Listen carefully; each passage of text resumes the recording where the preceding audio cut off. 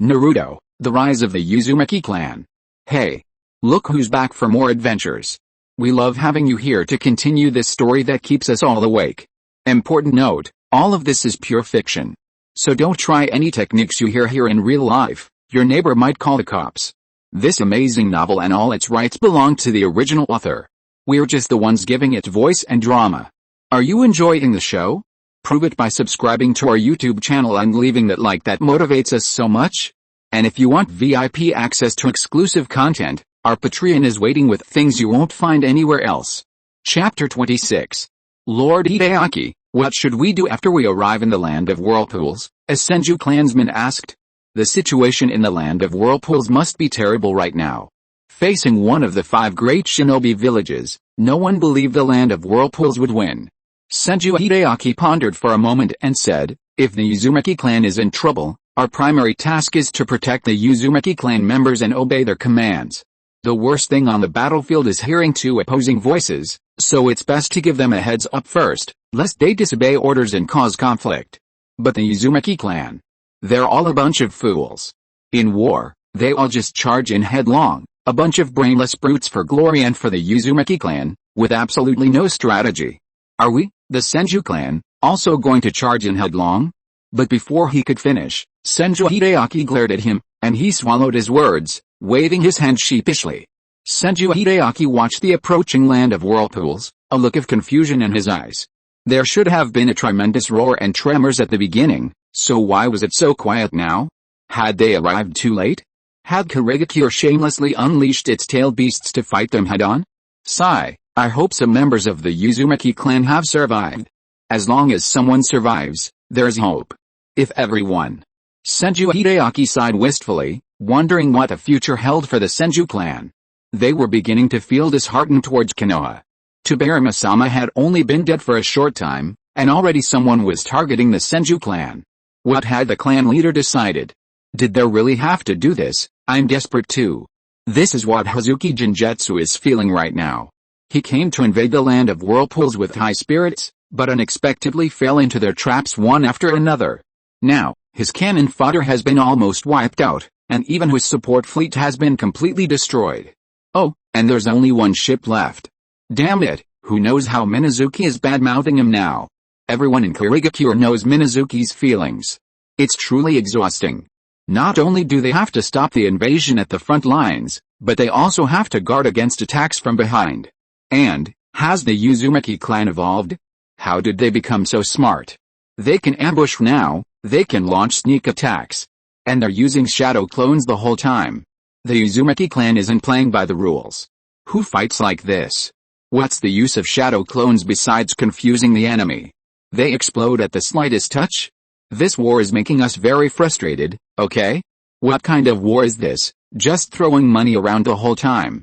Now, it's almost dark. Because of today's defeat, the Mist Ninja hadn't gained any advantage and were practically being beaten to pulp. Although the heavy casualties were due to the explosive tags, not a single one was killed by shadow clones. It was all shadow clones. Thinking about this was frustrating, both sides suffered heavy losses. So, the land of whirlpools really has money. After this battle, the people of the land of whirlpools will probably be eating grass. Perhaps this wouldn't matter to the Uzumaki clan, since they are resilient and can survive on grass. In fact, it might even help their health and development. But the Mist Ninja won't stand for it. They've paid such a high price, and to return in disgrace would be humiliating. Not only would they lose face, but they would also lose face for the village and be ridiculed by the other ninja villages. What can you do now? Hazuki Genjutsu asked the Mist Ninja below. The Mist Ninja looked at each other, at a loss for what to do. Their fighting strength is no less than theirs, and may even be stronger, but the ninjas of the land of whirlpools are rich. They didn't lose because of a lack of fighting power, but because of their financial power. How about the village chief gives us some subsidies? Maybe we can buy 100 million explosive tags to play around with? However, that's impossible. Their Mizukage wouldn't be that generous. The Mizukage's assistant thought for a moment and said with a sigh, we lost because of arrogance, because of a lack of intelligence. We underestimated our enemy. And we lost because of money. The land of whirlpools is rich, with a one village, one country policy, meaning the entire country and ninja villages are all on their side. so getting funding is easy. But their land of water, the daimyo, is too stingy. Even requesting money requires going through layers of reporting, and in the end, there's no money. Isn't that infuriating? They don't even give funding for a major war, and this time the entire fleet was wiped out. The daimyo is probably even considering replacing the Mizukage. How could they possibly give them money? They get points for attacking, not money? Hearing this, the Mizukage wanted to drag Horiguchi Takashi out again and whip him. It was all the vanguard's incompetence. For so long, they couldn't even see so many explosive tags. They were practically blind. They caused them such heavy losses. If this was a case of assigning blame 10 times, Horiguchi Takashi would have to take 7, no, all 10.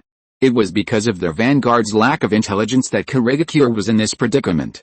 If they had discovered the explosive tags earlier, Kurigakure wouldn't be in such a passive position. Now morale is low, and the team is hard to lead. So many people died, yet there was no gain. How could morale not be low? It's all Horiguchi Takashi's fault. However, Horiguchi Takashi almost got up, wanting to write a huge tragic on the Mizukage's thigh. What did this have to do with him? It was clearly the Uzumaki ninja who didn't give them a chance. As soon as they appeared, the Uzumaki ninja rushed out, howling, desperately trying to block them and prevent them from getting close. The scene looked like a fight to the death, but it turned out to be to prevent them from discovering the explosive tags. How were they supposed to investigate? They couldn't get in at all. He had mentioned that the Uzumaki ninja seemed to be acting strangely, and told the Mizukage to wait a few days, but didn't you say it yourself? The Uzumaki clan are a bunch of fools, and they need to be quick. If they weren't quick, Kurigakure would lose this lucrative prize of the land of whirlpools. What could he do? He was desperate too. He couldn't infiltrate by any means. How was he supposed to probe for mines? Desecrating a corpse was just a thought for Hazuki Jinjetsu. He wouldn't do such a thing. After all, Horiguchi Takashi was one of his men, and had sacrificed himself for the village. As a high-ranking village chief, he couldn't do something so shameless. After all, he had his pride too. What should we do next? Hazuki Jinjetsu said seriously. This time, they couldn't afford to underestimate their enemy again. The Mist Ninja thought for a moment but still didn't know what to do. They still lacked information and had no idea what the Uzumaki ninja were up to. The Mizukage, after considering for a moment, said, "Next, send out sensory ninjas.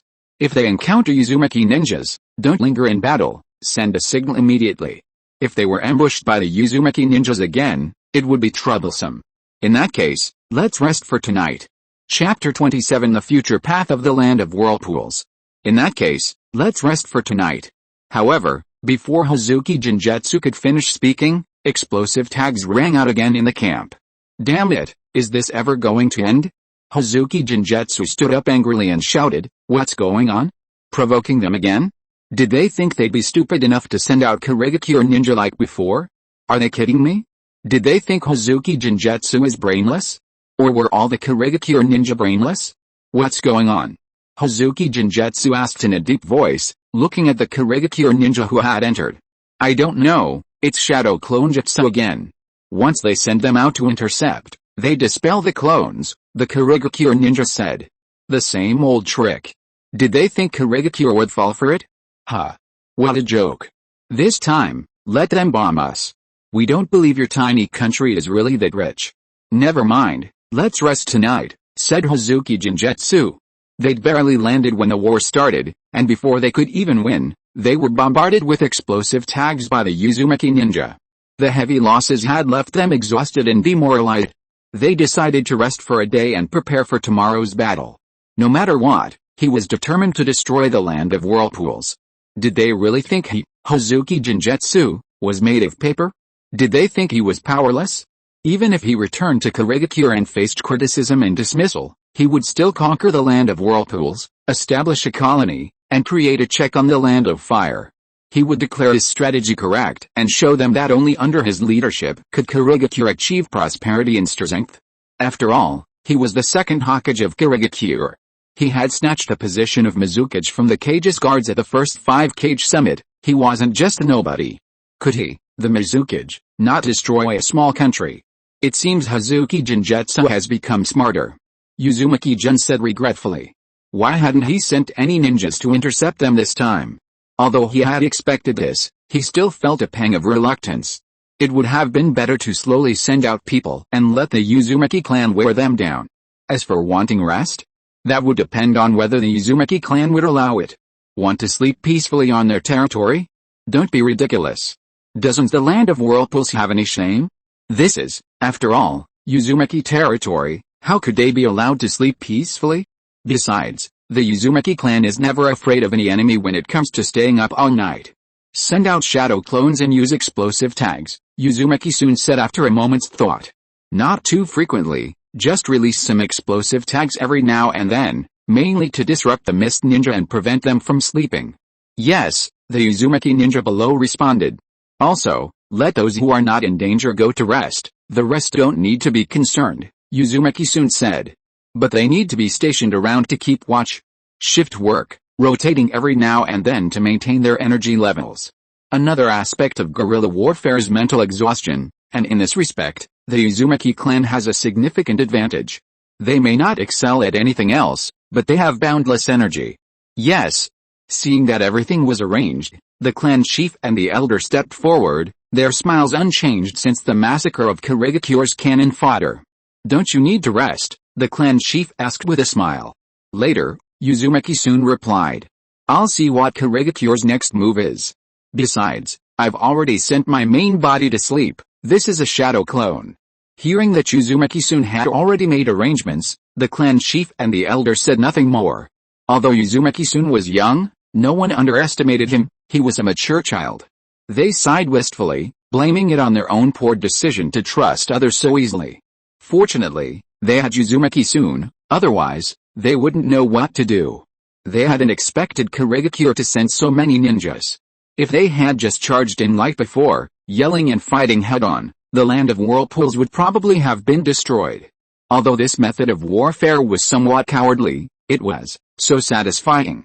Let Kirigakure invade the land of whirlpools? The clan chief sat beside Uzumaki-jun, sighed, and gazed wistfully at the sky, muttering, I wonder what the future holds for the land of whirlpools. Indeed, the end of the war was just the beginning.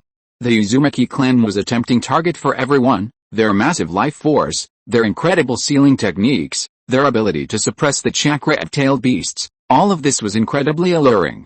Even if they won this time, what about next time? And the time after that? It was likely that others would still intervene. This time it was only Kirigakure, but next time it would probably be two major ninja villages joining forces, especially with Konoha as their friend.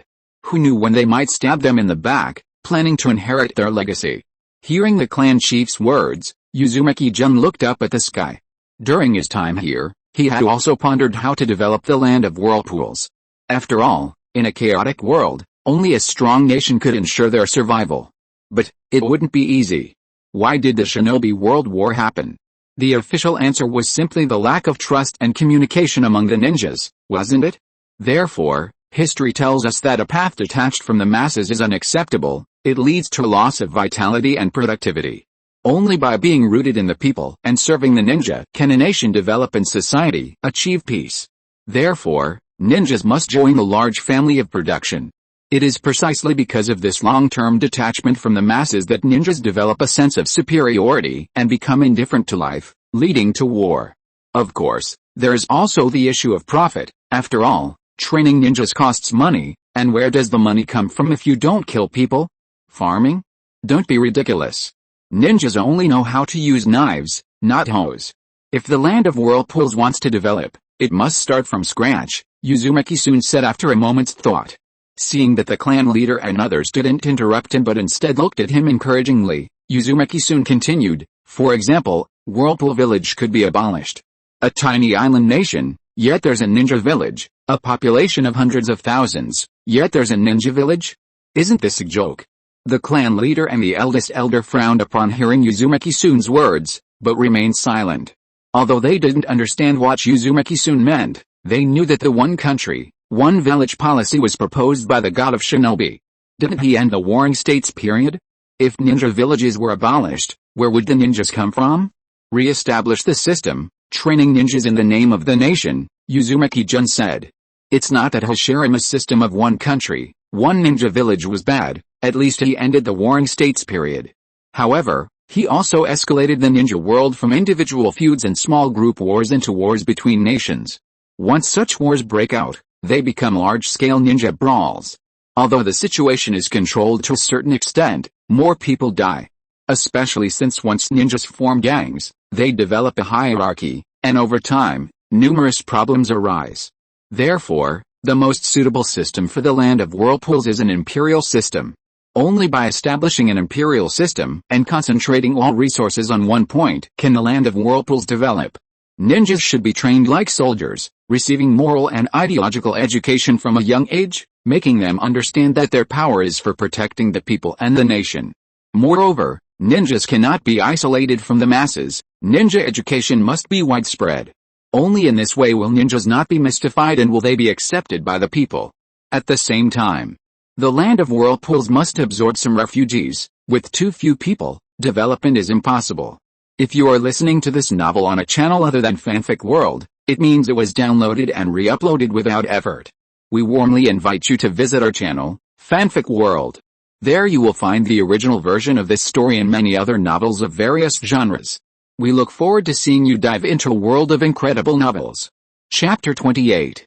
Ninjas can no longer detach themselves from the masses. Whenever they have free time, they must help with farming and production. What if they become arrogant after being away for too long? Everyone wants to be a founder. Why did Obito later want to go solo and stop working for Madara?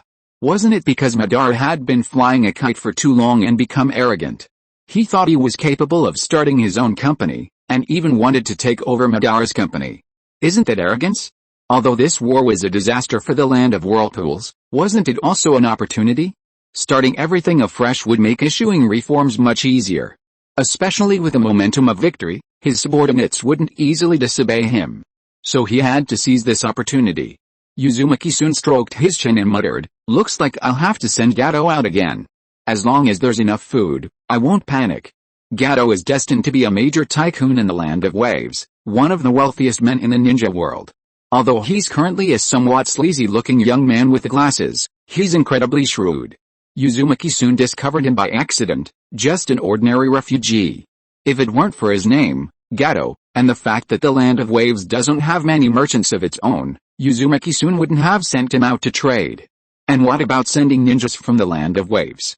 Don't be ridiculous, those simpletons would probably lose a fortune. Unexpectedly, he actually has some skills. People who become big bosses are no ordinary people. Although it's not his future profession, shipping sea salt is still very profitable. Let him sell secretly, covertly, no problem. This kid's clever, he even hired ninjas from other villages as guards. Right now, ninjas are still quite trustworthy. Those who aren't trustworthy either starve to death without missions or become pirates. Pat pat. Hearing that Uzumaki-sun already had a plan, the clan head and the others didn't say anything, patting his shoulder and smiling at him. Since you're all prepared, then the Land of Whirlpools, the Uzumaki Clan, and the Whirlpool Village are all in your hands. Really? Uzumaki-sun's eyes lit up. He thought that power would be taken back after the war, and he planned to use this time to make more preparations. Now it seems the clan head and the others trust him. If you have any trouble, come find us old fogies, the elder said with a laugh. We're only good for this much now. We're old, our minds aren't working well, we can only rely on you young people. Old age makes one confused. If he weren't confused, would he have made such a decision, so easily trusting Konoha? So the world has already changed, it's time to leave it to the young people. Elders. Uzumaki-sun looked excitedly at the clan leader and the others. It seemed his efforts had been recognized and wouldn't be considered child's play anymore. He had long considered the development of the Land of Whirlpools. Only by overcoming this hurdle could the Land of Whirlpools talk about development, and war was indeed the best opportunity for development. He could use deception and trickery, cough cough, to take in refugees and expand the population of the Land of Whirlpools. After all, refugees weren't worth much at this time. As long as the Land of Whirlpools moved among the various ninja villages, developing stealthily and not encroaching on others' interests, that would be fine. Even taking in some refugees would make other ninja villages very happy. Just be careful not to let spies from other ninja villages infiltrate. As for being discovered by other ninja villages later, damn it, we're fighting to the death, Vying for resources, how come the land of whirlpools has developed? That's none of the land of whirlpools business. Why should they attack us? We've developed, we're not afraid, bring it on. So the development strategy then will be to vigorously develop production and cultivate talent. As long as there's food and manpower, the land of whirlpools fears no nation. As for stopping the shinobi world war, maintaining peace, or rescuing the tragic figures, these are things the land of whirlpools can't do right now. After all, it's still too weak. Not only are the 5 great shinobi villages eyeing its sealing techniques, but there's also old man Madara behind it all. Imagine someone so old, dragging their frail body, dancing for their dreams, how inspiring. He's still chasing his dreams at such an advanced age? What excuse do you have to be lazy? Don't you feel ashamed? So, don't act rashly. Madara is watching from behind, creating chaos in the shinobi world. Why are you getting involved? Do you want old man Madara to defeat you so you can find a successor to inherit his Rinnegan? Please, how could the land of whirlpools possibly defeat old man Madara right now? Even if he's old and frail, he's still a force to be reckoned with. If it weren't for Madara's ridiculous dream, Uzumaki-jun would have grabbed Nagato and gone to pay homage to him. Wouldn't it be great if everyone could achieve their dreams together? Anyway, you just want to turn the ninja world into a world of dancers, a world where everyone can dance. Everyone's dreams can cooperate and achieve common peace. I just wonder if Nagato has been born yet? But Uzumaki-jun knows this is impossible. Madara Uchiha is old and his mind isn't what it used to be. Being played around by a fool, wanting to become the creator god, he has no chance of cooperating with you. So Uzumaki-jun knows he not only needs to guard against the 5 great ninja villages, but also against Madara Uchiha, and there's someone eyeing the Uzumaki clan sage body. But on the other hand, it also shows that Madara is really pitiful.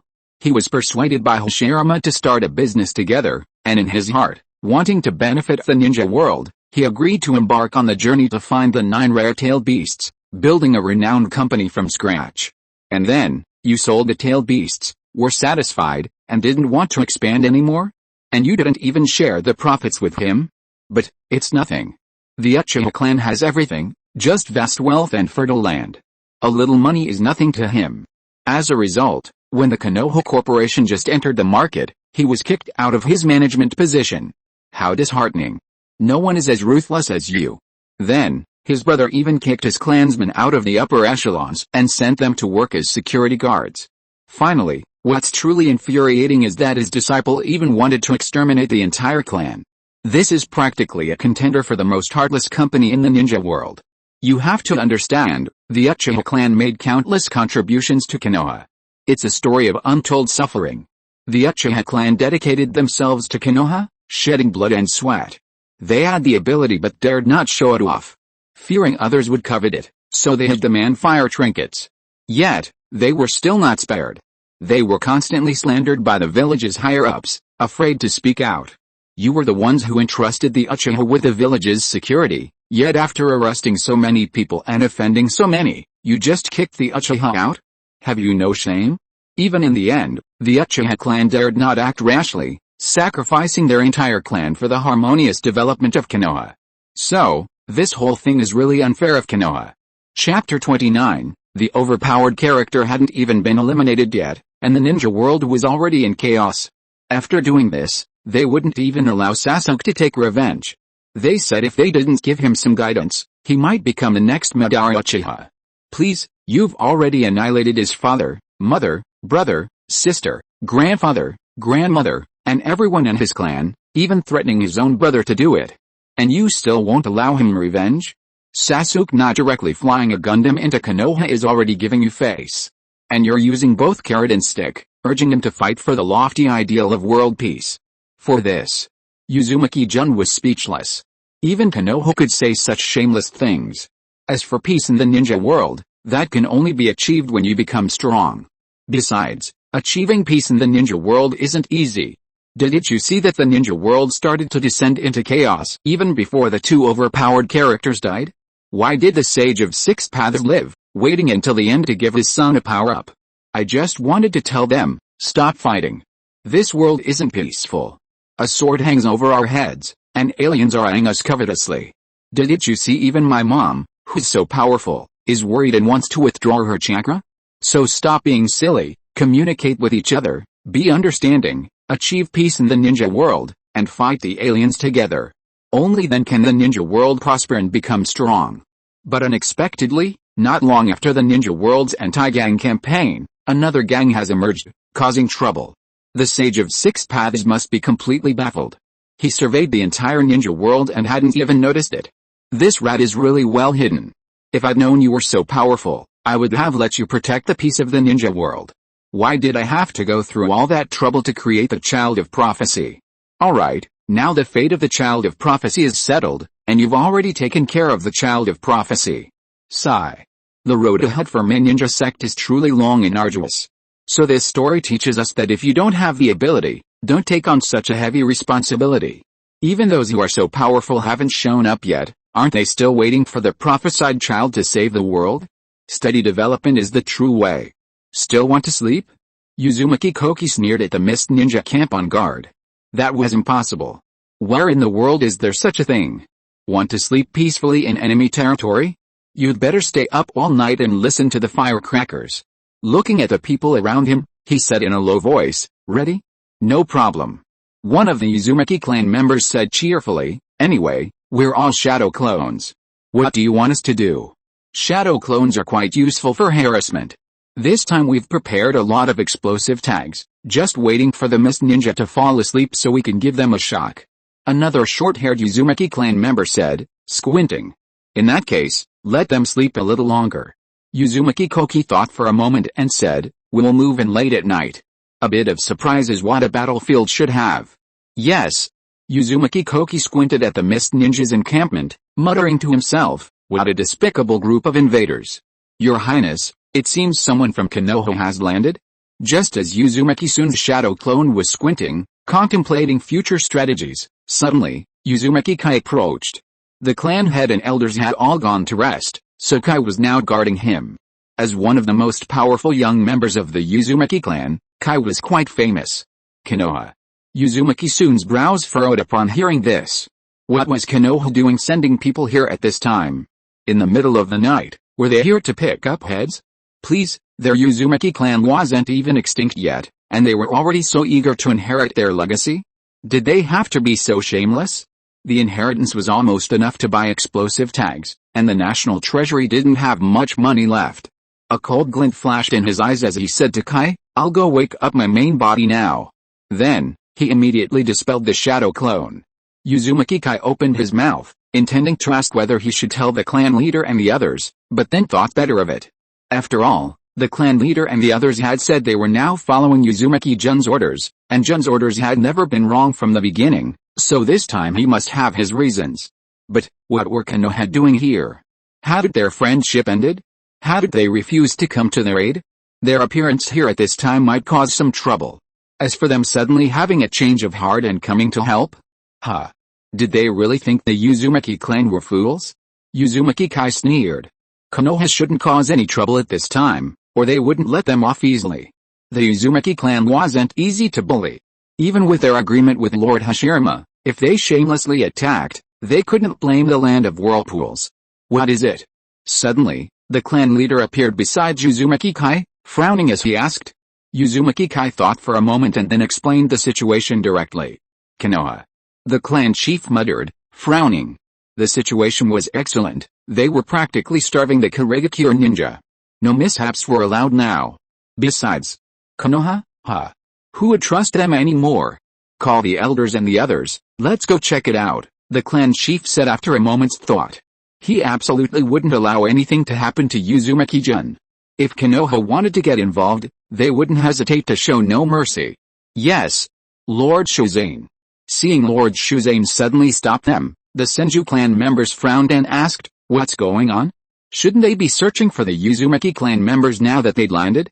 The situation was urgent. Senju Shuzane frowned, looked around, and said in a low voice, someone's here. Someone's here. Instantly, the Senju clan members gripped their shuriken and became alert. Had the Uzumaki clan been wiped out? Was it the Kurigakure ninja? Or the Uzumaki clan? If they were from Kurigakure, then they were in danger. Were they going to be killed before they even had a chance to fight? Come out.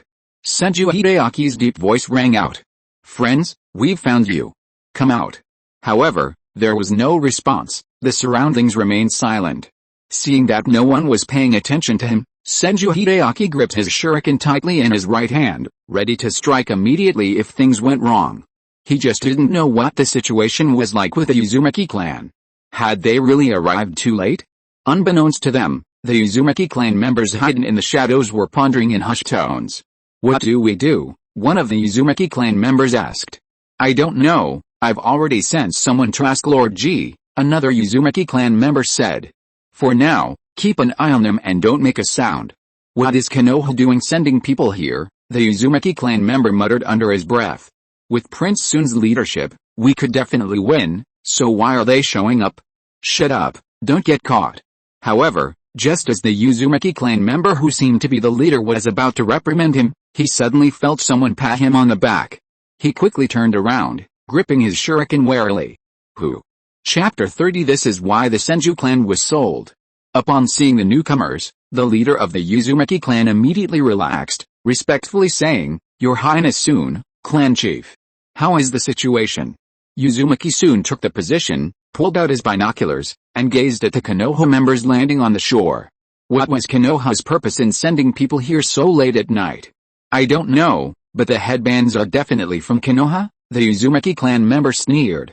That vortex on the headband was a mockery of their clan. "They even have a clan crest?" Uzumaki soon frowned, scanning the group. There weren't many people, only about 30. He wondered what their purpose was. "That clan crest looks familiar." A clan crest?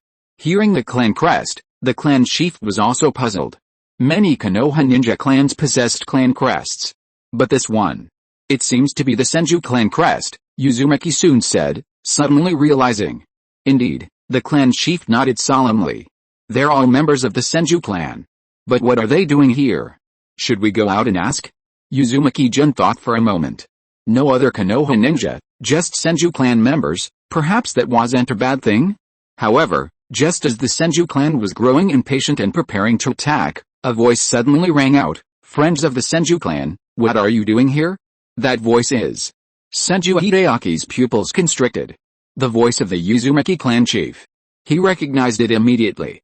It was this voice that had come to Konoha requesting reinforcements, only to be refused.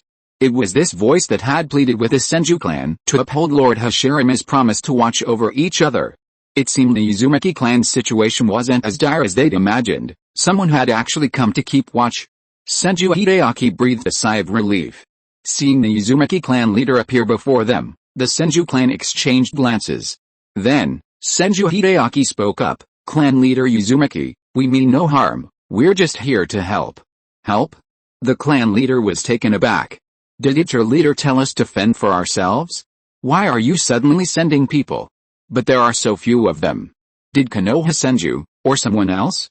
Uzumaki-jun suddenly asked. This had to be clarified. Otherwise, who knows what trouble Konoha might cause. Only by making the Uzumaki clan give up on Konoha could they move forward. Naive people, without the destiny of a prophetic child, would have been dead several times over in this chaotic world, especially with a ruthless organization like Konoha. They couldn't blindly trust them. They might get stabbed in the back. Senju Hideaki was taken aback when someone asked them a question.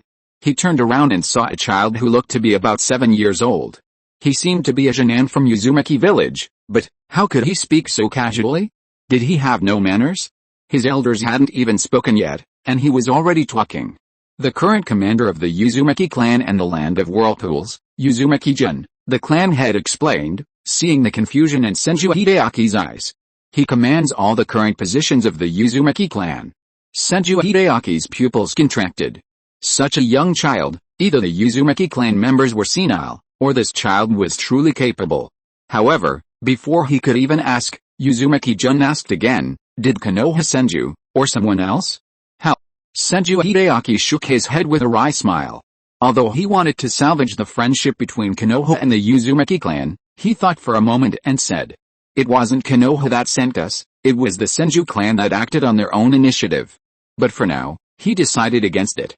If he claimed that his 30 men were reinforcements sent by Konoha, it would be too embarrassing for the 5 great shinobi villages. The ninjas of the Land of Whirlpools weren't fools. Hearing Senju Hideaki's words, Uzumaki soon frowned and thought for a moment. Sure enough, it wasn't Konoha's rescue, it was the Senju clan that had acted on their own initiative. He had arranged for them to support the land of whirlpools. This situation was quite good. Uzumaki soon didn't want to have any connection with Konoha now, as it would be too costly in the future. Thank you very much for the Senju clan's help, Uzumaki soon said gratefully as he stepped forward. It was truly remarkable that they were willing to help at this time. Offering help in times of need was better than adding to someone's success, especially since it was a major clan of Konoha that had disobeyed the Hokage's orders to send reinforcements. This was no small feat. I guess the Senju clan leader is probably being dragged away by the Hokage to preach the will of fire, the first Hokage's peace declaration. And no wonder the Senju clan was ultimately crushed by Konoha. Damn it. What's the point of having disobedient ninjas? I bet not only Danzo is unhappy this time, but even the Hokage is furious. Even though your clan has produced a first and second Hokage, and even I, the third Hokage, was the second Hokage's student, you can't be this irresponsible. Don't you have any face left as Hokage? You actually disobeyed the Hokage's orders. The orders have already been given, and you're disobeying them on the front lines. What will everyone else think? If everyone disobeys orders, will I even be able to remain Hokage? If there's another one like this, prioritizing emotions over mission, I'll definitely have to eliminate him, otherwise, it'll be hard to lead the team. Thinking of this, Uzumaki-jun suddenly had an idea. Could he possibly bring the Senju clan over? Since returning to Konoha would inevitably lead to its complete destruction by the third Hokage, it's better to stay in the land of whirlpools and contribute to the ninja world, creating a happy life for the people. Hashirama would surely be more than willing, as it's his wish. Fortunately, most of the Uzumaki clan are wind and water style ninjas, while most of the Senju are earth and water style. The land of whirlpools desperately needs earth style ninjas.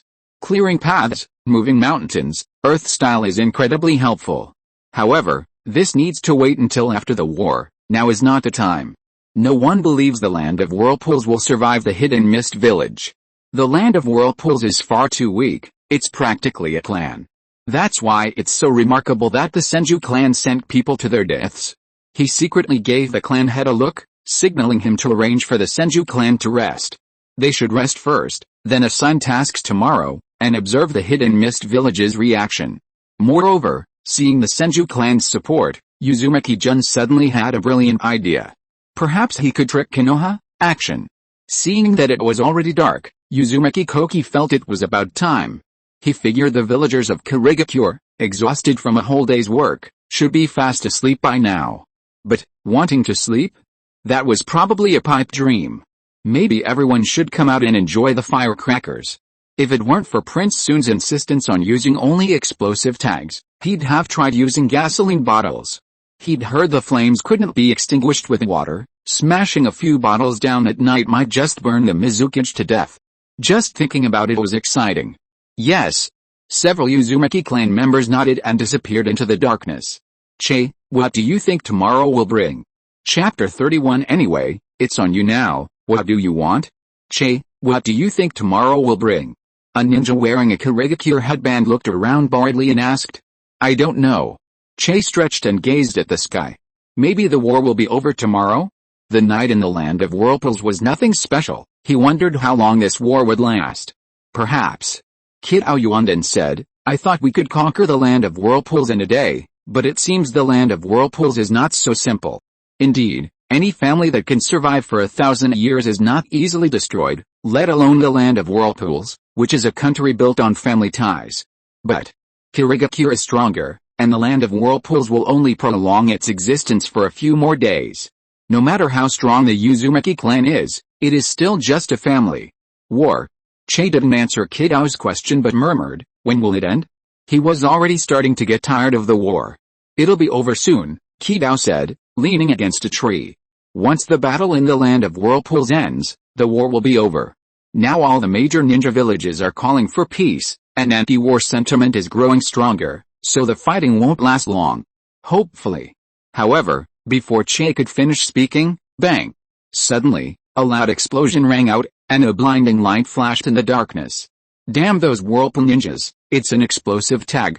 Kidao shouted as soon as he saw the light. Enemy attack! Chase stopped being dejected and quickly stood up, rushing towards the direction of the explosive tag. Retreat. Seeing that the explosive tag had already detonated, Uzumaki Koki shouted. He had sensed ninjas approaching.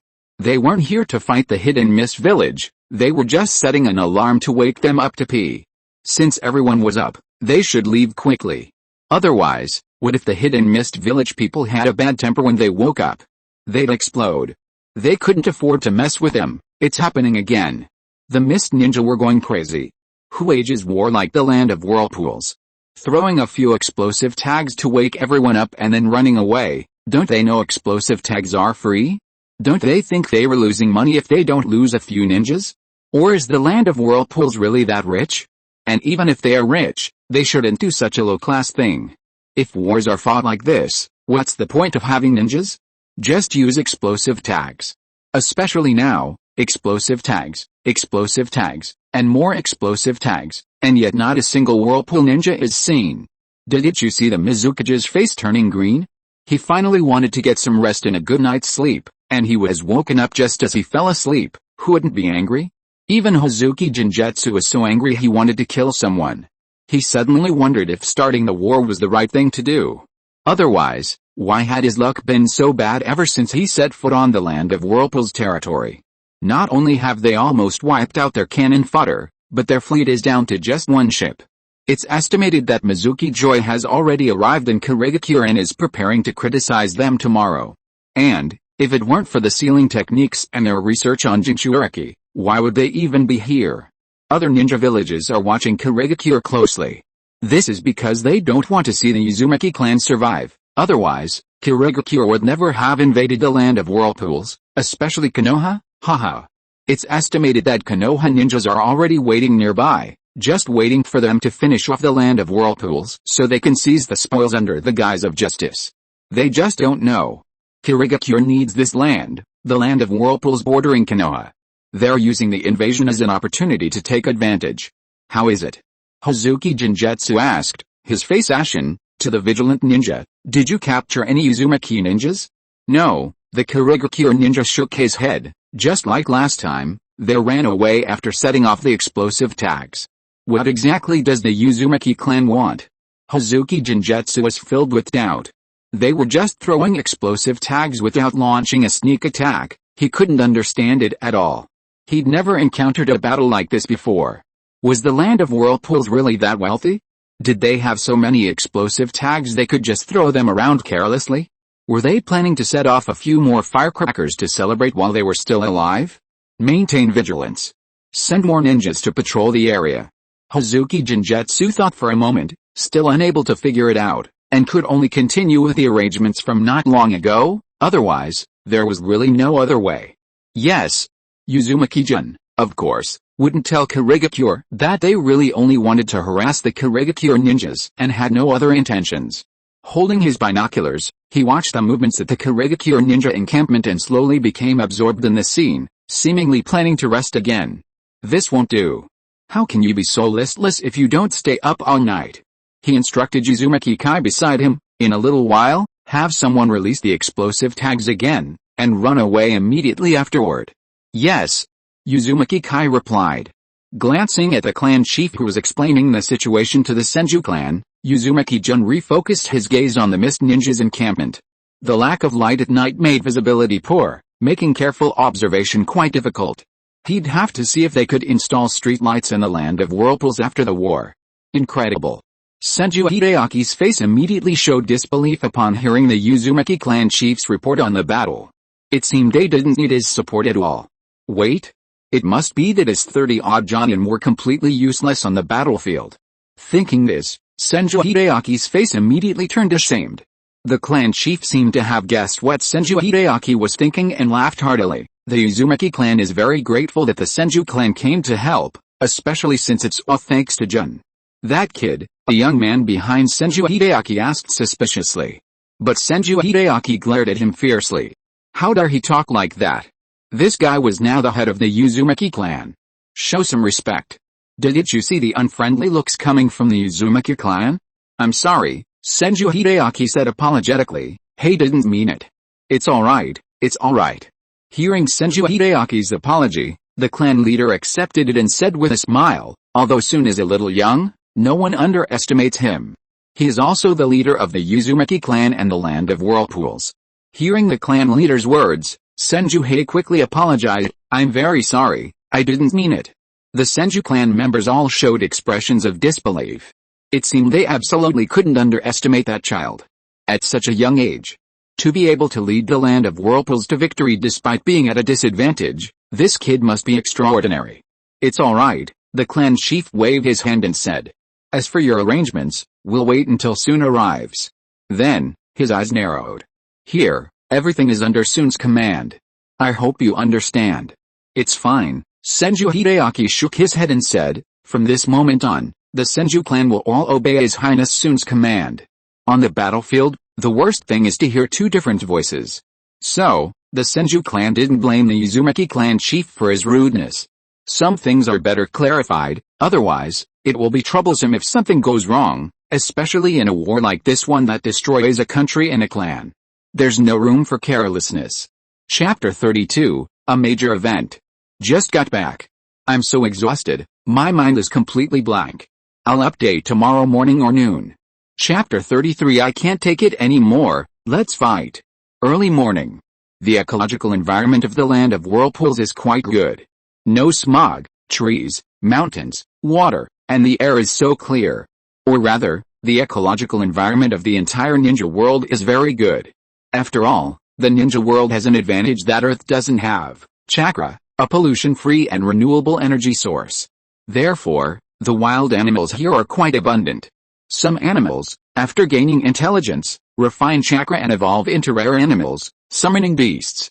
Of course, there is also a small group, with long-standing traditions and secret techniques, who forcibly occupy a place with good greenery, fresh air, no taxes, no labor, and after living for a long time, they declare themselves the three great holy lands. Hazuki Jinjutsu and a group of Kurigakure high-ranking officials sat around a round table. Everyone was yawning, with dark circles under their eyes, looking like they had worked too hard all night. They were in poor spirits. Ahem, Hazuki Jinjutsu coughed twice, signaling them to cheer up. They were still fighting, and they looked like they were half dead. What was going on? Was the war going to continue or not? Did they not want to? No, we have to fight. Otherwise, this mobilization for the invasion of the Land of Whirlpools will be a huge loss. Not only will I lose my position as Mizukage, but my clan will also suffer in the village. So, you have to fight, whether you like it or not. Get your spirits up. If we succeed, you'll be rewarded with titles and honors. However, everyone knows we're at war, but what if you had to stay up for 3 nights straight and listen to firecrackers for 3 days straight? Even the god of shinobi would probably collapse. Not only would you be mentally exhausted, but you'd also be irritable. Didn't you see the Kaguya clan members starting to pick bones? They're almost going crazy. They haven't eaten for 3 days straight, they're just covered in dust, and they're making bang sounds. They're exhausted. The Kaguya clan has never encountered anything like this before. Before, they just yelled and picked bones to chop it, but ever since they started chopping up balloons, they felt that if this continued, they might not be able to lift bones anymore. Now, the Kurigakure ninja are turning red-eyed at the sound of bang, and want to run away. The explosive tags exploded, even the clones exploded. After listening to that for 3 days, I felt really uncomfortable. I'm allergic to the bang sound. And now they expect me to stay alert? Don't be ridiculous. They don't even know where the Uzumaki ninja are hiding, they're all just a bunch of shadow clones. The Mist Ninja had something on their minds they didn't know whether to say or not. They felt they could take on 10 Uzumaki ninja, Jonin, all by themselves. This was too much? Even if you're so rich, you can't fight like this. Setting off firecrackers in the middle of the night, disturbing the peace. Now, with their mental state so low, they probably even have trouble casting ninjutsu, it's all jerky. Hazuki Jinjutsu, with dark circles under his eyes, looked at the Mist Ninja with a serious expression. This couldn't go on. Now he knew what the Uzumaki ninja wanted to do, they wanted to demoralize the Mist Ninja. Their intentions were truly malicious. Didn't they see that morale was already low? What's the point of war? It's tactics, it's money, it's morale. Now that morale is almost depleted, how can we fight? Does nobody want to fight anymore? This won't do. Does the Mizukage have no shame? The Mizukage's assistant frowned, looking at everyone present. Not only were the higher-ups in a bad state, but the lower ranks were even worse. With the ninja war nearing its end, anti-war sentiment was already spreading among the ninjas, and with no gains to show for it, everyone was probably fed up. Perhaps we've fallen into a trap? The Mizukage's assistant said, resting his chin on his hands, deep in thought. Oh? Tell me? What trap have we fallen into? Hazuki Jinjutsu asked quickly, hearing someone offer advice. He was afraid of silence now. Any solution was good, regardless of its effectiveness. Distracting them was also helpful. The first reason we Kurigaki are in this predicament is that we underestimated our enemy, the Mizukage's assistant said seriously. Now it was time for the Mizukage's brain to speak. Yes. Yes. The Mizukage is absolutely right. However, everyone responded with perfunctory expressions. You said that a few days ago, it's completely useless. They still use shadow clones. Another aspect is, fighting on home soil, the Mizukage said. The Uzumaki ninja are more familiar with this place than we are, and they have an advantage in hiding. We don't even know what traps are inside. The Mizukage glanced at everyone present, frowned, and said, have you noticed that since we entered the land of whirlpools, everything seems to be going against the original plan? Simply put, we've been led astray by a bunch of idiots. It's because we were too confident, thinking that a bunch of idiots would just yell and fight head-on, but we didn't expect them to use tactics. You know, one idiot isn't necessarily stupid, but a bunch of idiots are definitely stupid. After all, yelling is contagious. We didn't expect that all the idiots in the land of whirlpools could still remain sober. This is definitely not the Uzumaki. Everyone nodded. Indeed, that made sense. Since landing, the plan had been completely distorted.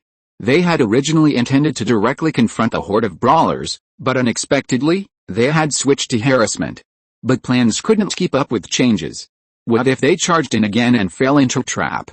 Seemingly sensing everyone's concerns, the Mizukage's assistant spoke again. Everyone is worried about the Uzumaki clan's traps, but have you considered that our situation is different now than when we first landed? Different? How is it different? They all looked exhausted, like their bodies had been hollowed out. Seeing their strange expressions, the Mizukage's assistant almost had black lines appear on his forehead. What were they thinking? The number of people is different, Hazuki Jinjutsu suddenly replied seriously, as if he understood something. People? A large number of people were indeed missing. They all died in the explosive attacks.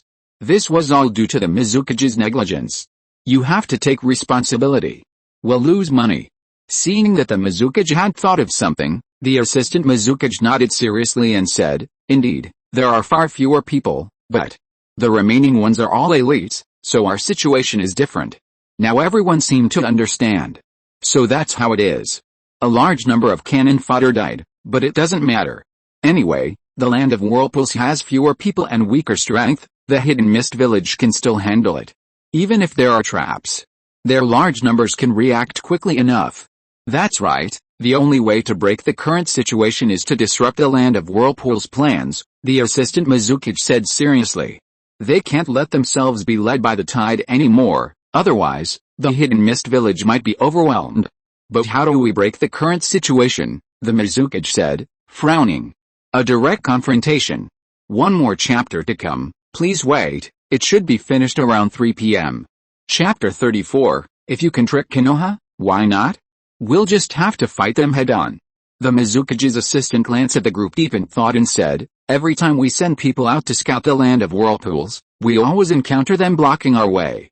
If we have too few people, we're powerless against 2 or 3 times our number of whirlpool ninja. If we have too many, not only will we be a bigger target and harder to hide, but the whirlpool ninja will still send 2 or 3 times our number. It's exhausting. The Uzumaki clan has no shame whatsoever. What can they do?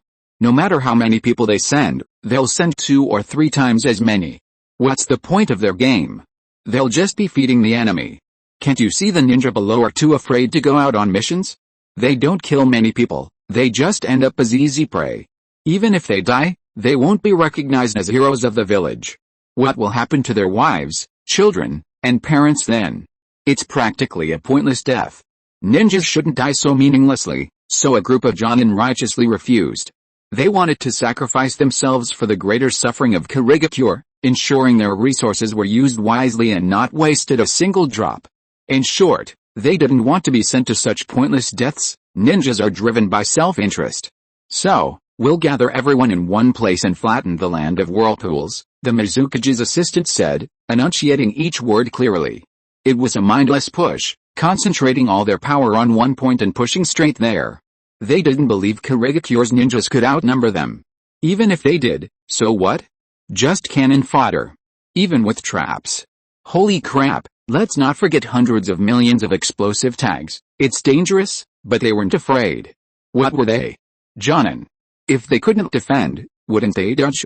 Moreover, the land of whirlpool's high-level forces were definitely inferior to Kurigakure's. Leaving aside the Mizukage and the tailed beasts, just the 7 ninja swordsmen of the mist alone would make the land of whirlpools pay a heavy price to resist. I call this plan Operation Sharp Knife. The Mizukage's assistant crossed his arms, resting his chin on his hand. No wonder he was appointed as the Mizukage's assistant, there was a reason for it. Did everyone else come up with a solution when they were all stuck? It seems that even if the Mizukage is taken down this time, he'll still be fine. The ninja below frowned and thought, especially Hozuki Jinjutsu. They thought the Mizukage's assistant's words made sense. Why engage in small-scale battles? There are so many people from Kurigakure, why not just fight them head-on? What are they waiting for? Wasting food? Hozuki Jinjutsu slammed his hand on the table and said fiercely, execute. Tisk tisk. Uzumaki-jun stared at the Kurigakure's encampment through binoculars. They hadn't sent any ninjas out to scout the situation today. It seems Kurigakure had become smarter. But, what exactly do they want this time? Holy crap. Suddenly, Uzumaki-jun saw a large number of ninjas pouring out of the Kurigakure's encampment, and he felt uneasy. Could it be? Why don't you just continue with the original method? What are they doing gathering all the ninjas now? They're going to have a head-on confrontation. Make the arrangements. Kurigakure can't hold back anymore and is planning a decisive battle. Uzumaki-jun looked at Uzumaki-ji beside him and said seriously. Still using Shadow Clone Jutsu, multiple Shadow Clone Jutsu. If we can't beat you, we'll block your path with multiple Shadow Clone Jutsu. So many people, even if they just shout 666, it'll probably scare them to death. So it's no wonder that when Naruto uses multiple Shadow Clone Jutsu, the enemy's intelligence drops drastically. So many identical people, how could it not be terrifying? Each one shouting, call me daddy. The Kurigakure side would probably be terrified. And Uzumaki-jun suddenly leaned close to Uzumaki-ji's ear and whispered. Uzumaki-ji's expression suddenly turned strange upon hearing Uzumaki-jun's words, and he said with an awkward laugh, isn't that a bit inappropriate? It's fine, we're friends for generations anyway. Uzumaki-jun said casually. Yes. Upon hearing Uzumaki-jun's words, Uzumaki-kai's expression immediately froze, and he replied seriously. Since you've tricked our Uzumaki clan, then you have to blame us. Watching Uzumaki-kai go off to assign tasks, Uzumaki-jun stroked his chin, secretly glancing at the Senju clan. He hadn't let the Senju clan members go out for the past few days, they were probably getting impatient. They were here to help fight, not to cheer. Not letting them go out to help these past few days showed a lack of trust. After all, they were still Konoha ninjas. Uzumaki-jun had also considered the Senju clan's usefulness. 30-odd people wouldn't be a significant help on such a large battlefield, but they had powerful backers. Just letting them be active on the battlefield would make their headbands tell the enemy they were Konoha ninjas. Even though there were only 30 or so, they were still Konoha ninjas. Kurigakure, look at this. Even Konoha is helping them. Do you still dare to invade? Aren't they afraid of Konoha and Uzumaki joining forces? Besides, he just had Uzumaki-jun arrange for some Uzumaki clan members to disguise themselves as Konoha people, but without being discovered by the Senju. How the Senju and Hirozen Sarutobi explained themselves is none of Uzumaki-jun's business. Furthermore, isn't the Senju clan Konohas? If they are, how can they face the first and second Hokage? What? The Senju clan is indeed Konohas, but they disobeyed orders to help? Please, Uzumaki is your ally. You have the ability to support them but didn't come to help. How can you face the first and second Hokage? In any case, when the Senju clan comes to help, Konoha will definitely suffer a silent loss. And even if other ninja villages believe Konoha is so heartless that they would never send ninja to support them, Kirigakure certainly won't believe it, especially after their defeat in the war. Don't they need a scapegoat to collect compensation? Konoha's victory in the ninja war makes them incredibly wealthy. Why not seek compensation from them, or from the land of whirlpools? Please, they're the invaders. Kirigakure wouldn't do something so shameful unless forced into it. Do they think they have no shame? Anyway, Uzumaki-jun is determined to pin this blame on Konoha. He'd be doing himself a disservice if he didn't. Who told you to covet their property? Sorry for the expense. What if you don't pay inheritance tax? Consider this inheritance tax. As for what happens if Konoha doesn't inherit anything? What does that have to do with me? The Uzumaki clan isn't even dead yet, and you're already eyeing their inheritance. How heartless is Konoha? So Hirozen Sarutobi will only nod happily on the surface, saying that Konoha and Uzumaki have a long-standing friendship, and they have the ability and obligation to protect the interests and safety of their allies. As for what he's really thinking, Uzumaki-jun says he doesn't mind. As long as the land of whirlpools survives. Being insulted a bit is nothing. I remember posting this chapter at 3 p.m., but somehow it ended up in the recycle bin. I just noticed, so I'm reposting it. If you are listening to this novel on a channel other than Fanfic World, it means it was downloaded and re-uploaded without effort. We warmly invite you to visit our channel, Fanfic World. There you will find the original version of this story and many other novels of various genres. We look forward to seeing you dive into a world of incredible novels. Chapter 35. As expected, Konoha is treacherous. Zio soon, I heard that Kirigakure has started a war? The Grand Elder approached with a worried expression and asked, do we old folks need to step in? Why the sudden decisive battle? It's only been 3 days. Doesn't Kirigakure need to investigate the details of the land of whirlpools anymore? How can they give up halfway? Weren't we cooperating quite well the past few days? Can't we continue for a few more days? If we continue for a few more days, we won't be afraid of the land of whirlpools. What a pity, the Grand Elder said regretfully. Uzumaki looked at the Grand Elder with a wry smile. What kind of situation was this? Did they think they'd be stupid enough to offer their heads for you to kill? If Kirigakure were that stupid, the daimyo of the land of water would have already relocated and rebuilt the ninja village. There is something I need your help with, Uzumaki soon said after thinking for a moment. Now that the main force of Kirigakure has set off again, why not launch a surprise attack on their rear camp? When else? Even if your rear camp has more men, they're not going to fight you head-on. As long as the supplies are there, that's fine. They can run away, but they can't hide. Just fill in the whole area, right? What mission? The elders eagerly rolled up their sleeves. Who are we going to bomb this time? The camp, Whirlpool soon blinked and said. While they're away, let's destroy all their food and supplies, leave them to sleep in the wilderness and starve. I don't believe they'll still be in the mood to fight. Even if you carry military rations, with so many people, even if they eat them all day without getting bloated, they probably won't last more than a few days. We're running low on gasoline bottles and explosive tags, so let's use them on their camp this time. Anyway, we have too few of these things now, they won't be of much use in a war with so many people. I see. The Grand Elder exclaimed excitedly, excellent, that's a great idea. Don't worry, we won't leave them even a piece of cloth. Uzumaki soon shook his head, saying, that's not necessary. Do your best, but remember to retreat immediately if there's any danger. The Uzumaki clan is prone to excitement, then they charge in blindly, without any tactics or strategies. They just grab their ninjutsu and fight head-on. The problem is that once the elders get excited, they'll become arrogant and recklessly charge in, which could lead to serious losses. These powerful individuals are treasures. Minimizing losses is crucial. Even after the war ends, having a few powerful individuals in the land of whirlpools will bring peace of mind. Otherwise, it's unsettling to feel like some shameless people are eyeing us, and the lack of powerful individuals around makes us anxious.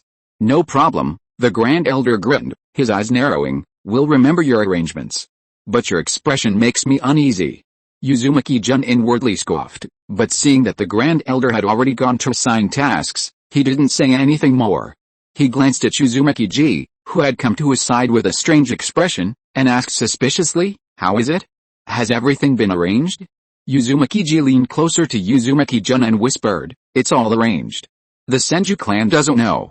Uzumaki-jun nodded knowingly and said, send the Senju clan to another side, away from them. Anyway, he was already planning to bring the Senju clan into the land of whirlpools, so what's a little trickery?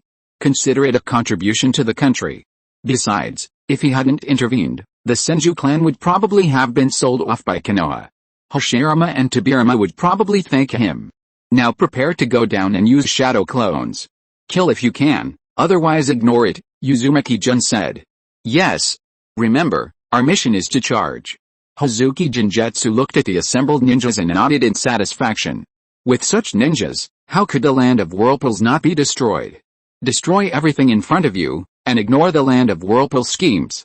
Anyway, this isn't the land of water, so destroying it doesn't matter. If he weren't worried about being ridiculed in the ninja world for bullying the strong, he would have released the tailed beasts.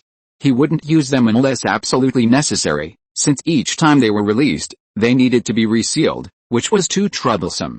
Who knows, the tailed beasts might just throw the tailed beast balls at him, killing 1,000 enemies while losing 800 of his own. Too much of a ripoff. Yes. Hazuki Jinjutsu looked at Sujetsu Hazuki, the first user of the great sword Samehoda, and said, you protect the right flank and don't let the strong from the land of whirlpools launch a sneak attack. He was scared now. Although the land of whirlpools didn't have many strong ninjas now, who knew what unexpected things might happen? Therefore, having the near cage level Sujetsu Hazuki protecting the team is just right.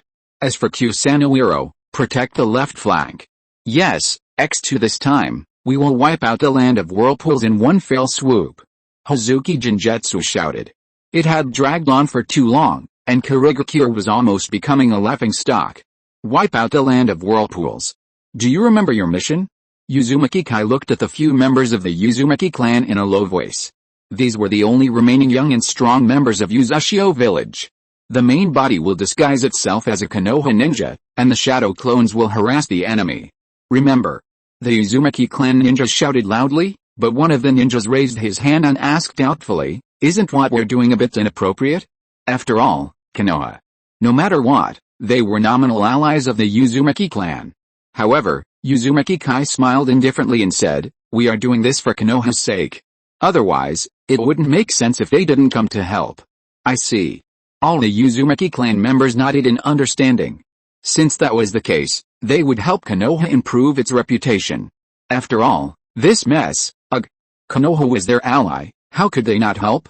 You're provoking the friendship between Konoha and the land of whirlpools. Seeing everyone understand, Uzumaki Kai nodded in satisfaction and said, in that case. Action. Yes. Big brother, most of the mist ninja have already set off, should we move out? The second elder looked at the first elder and asked. It's not the right time yet. The first elder shook his head, we'll act when the war begins. Remember what this operation is about. Understood. All the elders looked at the first elder and nodded knowingly. It's just killing and arson, right? We understand that stuff. The elders, especially those who had participated in the mission to destroy the fleet, were even more excited and asked, brother, those bottles this time. The eldest elder smiled and nodded, saying, don't worry, Soon has prepared everything. Then, his tone changed. And he looked at them seriously. The main thing is to destroy the camp. Remember, if there's any danger, leave immediately. Don't forget His Highness Soon's mission. He should remind his own brothers first. Family members understand family matters. If he didn't say something this time, who knows what kind of trouble might arise? It's not a matter of people dying, but he was afraid of ruining Soon's plans. Then it would be too late to regret it. All the elders' expressions hardened, and they nodded, seriously replying, yes. Chapter 36 The multiple shadow clone technique truly lives up to its name. Just as all the mist ninja were excitedly charging forward, yelling and screaming, their minds were filled with utter groans. This is real war. What were we fighting the other day? That was like catching rats. There was no atmosphere of war at all. Multiple shadow clone technique. Multiple shadow clone technique. Multiple shadow clone technique. Suddenly, a whole bunch of Uzumaki ninja appeared in front of them. The mist ninja were completely dumbfounded, their steps halting.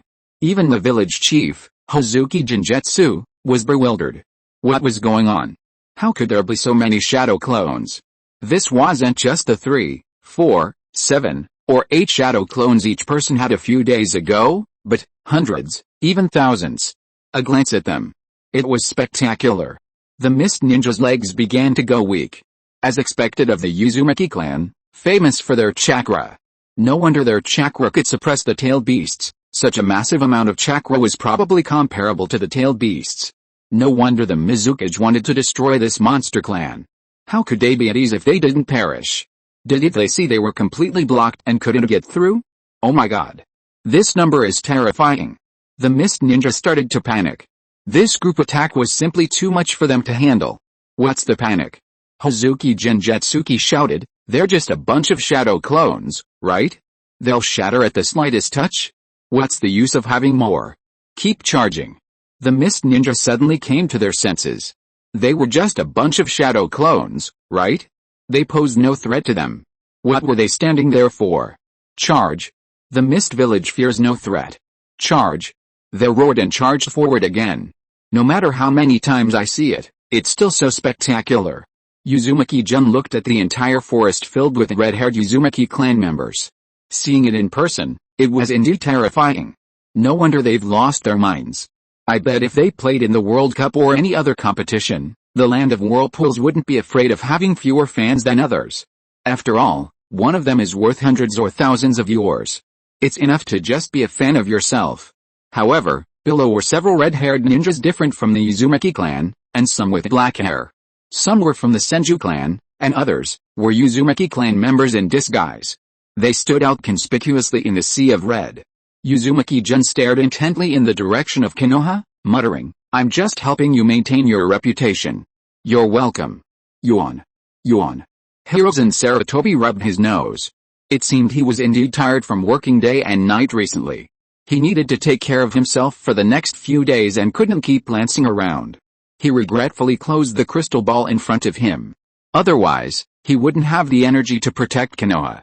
How is the situation in the land of whirlpools now? Hirozen Sarutobi asked Kaoru Utatane beside him. I don't know. There's been no news from the front lines yet. Kaoru Utatane said without looking up as she organized the documents in front of her. What about Danzo?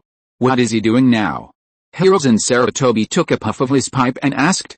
It seems they've assigned Root to carry out the mission. Kaoru Utatane looked up and asked seriously, are you really sure? Hirozen Sarutobi sighed and said helplessly, for the sake of Konoha, I have no choice but to do this. Kaoru Utatane was silent for a moment, then asked again, what about the Senju clan? No matter what, the Senju clan had disobeyed the Hokage's orders. If there was no punishment, the subordinates, although they wouldn't complain out of respect for the first and second Hokage, would definitely feel exhausted and uncomfortable. Sigh. Hirozen Sarutobi took a sigh of relief and said slowly, do you have any suggestions? Eh? Kaoru Utatane opened her mouth, but didn't know what to say. After all, the Senju clan was her teacher's family. We'll talk about this later. Hirozen Sarutobi put down his pipe, rubbed his forehead, and said, let's talk about it after the war is over. How are the major ninja villages doing now? Kumagakure. Action. Seeing the war begin, the Grand Elder shouted excitedly, be careful. Yes. The elders all responded. Unexpectedly, launching sneak attacks is quite interesting. However, at the Kurigakure encampment, enemy attack. A patrolling Jonin, seeing people jumping around and randomly throwing strange bottles and explosive tags, shouted loudly. Is the Uzumaki clan planning something again? Do they really think the Kurigakure ninjas are easy to bully? Angrily rolling up his sleeves, ready to fight, he discovered. Holy crap, this time it wasn't shadow clones, and they still weren't killing anyone, just randomly throwing explosive tags around. Damn it. Suddenly, a Jonin shouted, looking in the direction of a fire, the granary. Damn it, the Uzukage ninjas have attacked the camp again. The Mizukage's assistant seemed to have discovered something, staring at the camp behind him, and roared angrily, the camp is on fire. Hazuki Genjutsu heard the Mizukage's assistant's words, turned around, and immediately became furious. The land of whirlpools was looking down on him, the Mizukage. They didn't concentrate their forces to fight him head-on, but instead went to launch a sneak attack. But now it was probably too late to go and provide support. In a fit of rage, he roared, never mind, just destroy the land of whirlpools, just destroy the land of whirlpools. How can we retreat now? We must destroy the land of whirlpools first. But there are too many shadow clones. Although they don't pose a threat to them, they're blocking our way. They're densely packed like dumplings in a pot, jostling each other. And, even after we eliminate some, the land of whirlpool summons a whole bunch more. It's been so long, and the number of shadow clones hasn't decreased. At this rate, how long will it take to destroy the land of whirlpools? Suddenly, an exclamation came from the right flank. Hazuki Jinjutsu turned around and saw Sujetsu Hazuki. We've fallen into a trap. There are Konoha ninjas here. Konoha. Hazuki Jinjutsu's heart skipped a beat when he heard Sujetsu Hazuki's words. Could it really be a scheme by Konoha and the land of whirlpools? Trying to trick Kirigakure? But his doubts were immediately dispelled by the words of the left flank's Kusanagi. Konoha, it's actually members of the Senju clan. Kusanagi Hazuki exclaimed, everyone be careful. Hazuki Jinjutsu was instantly enraged. And the Senju clan members too. It seems they really fell for their trap. How despicable Konoha. On the surface, they ignore the land of whirlpools, even welcoming others to invade, but secretly they're sending reinforcements? This. Konoha is forcing him. Hazuki Jinjutsu turned to the Mizukage and roared, release the tailed beasts. Release the tailed beasts.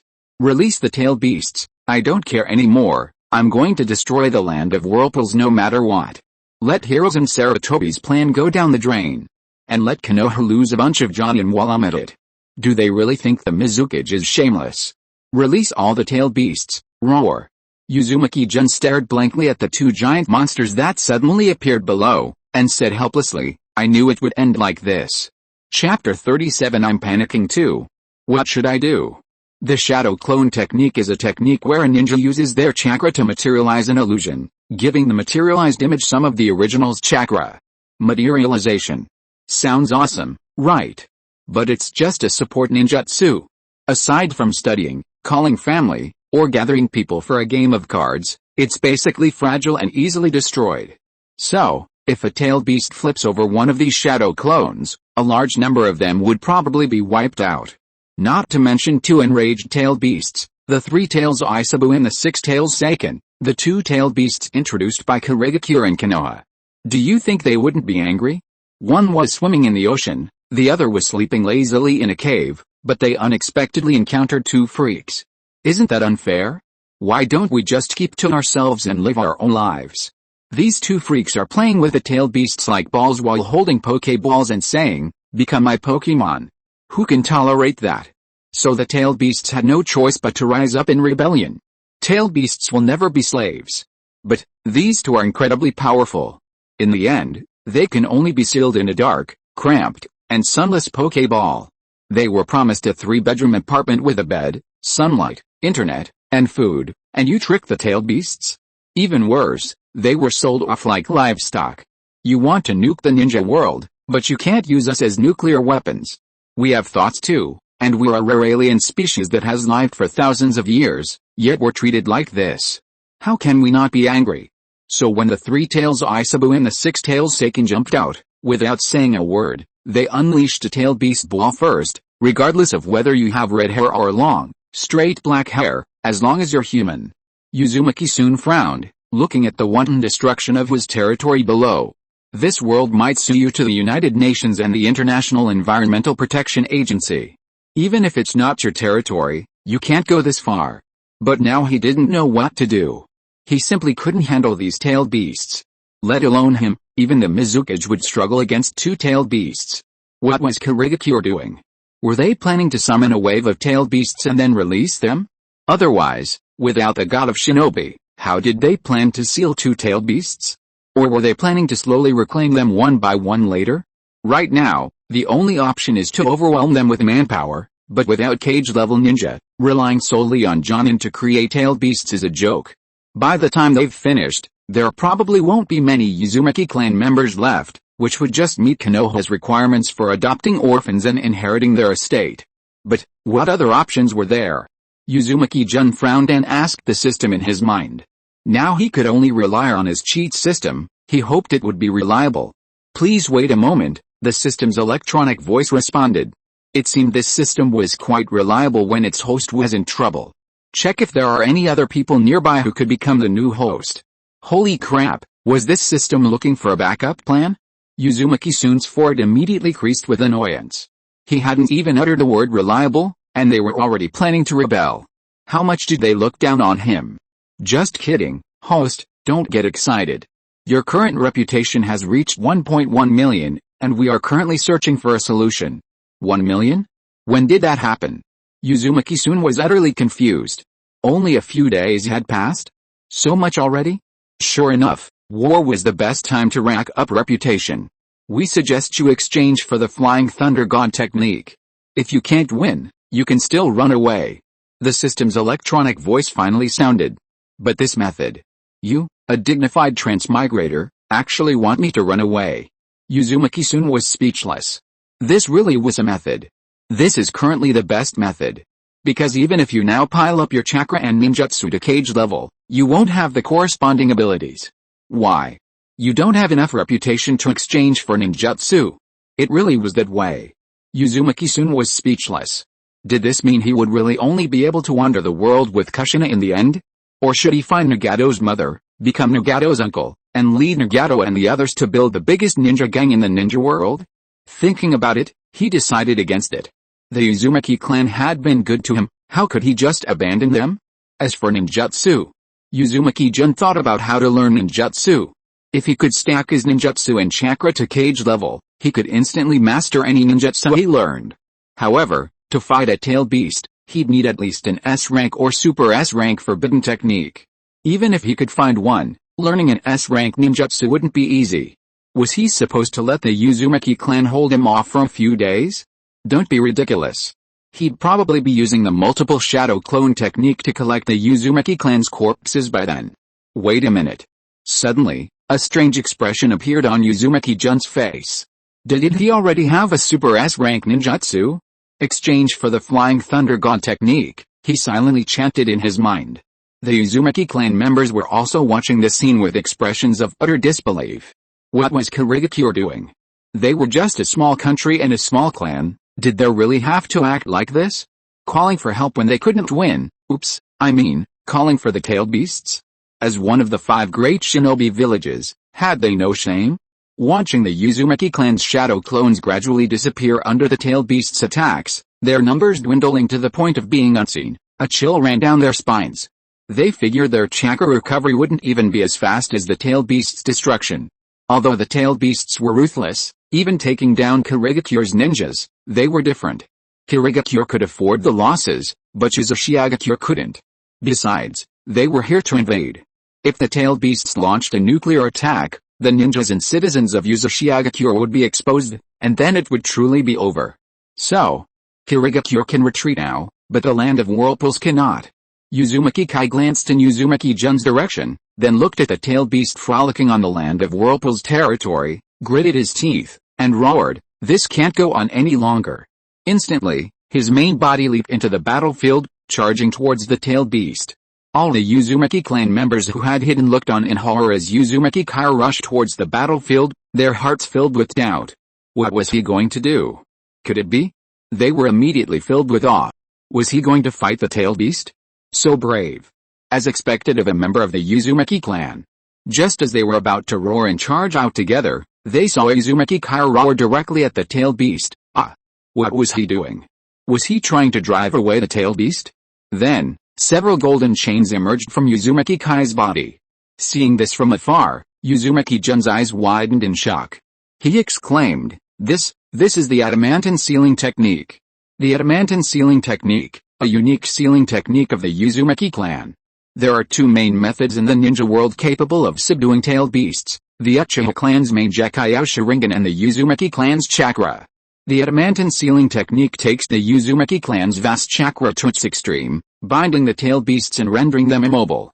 Did you see? Kushina, driven by maternal love, unleashed the adamantine sealing technique even in her weakened state, easily subduing the 9 tails?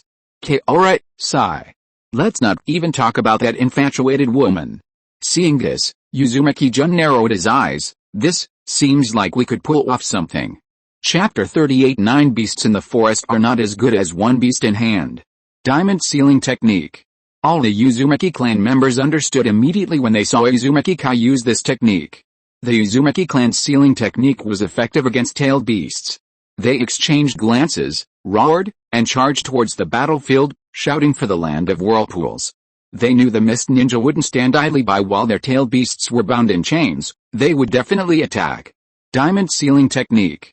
Another person used the Diamond Sealing Technique on the six tails, Seiken, instantly immobilizing another tail beast.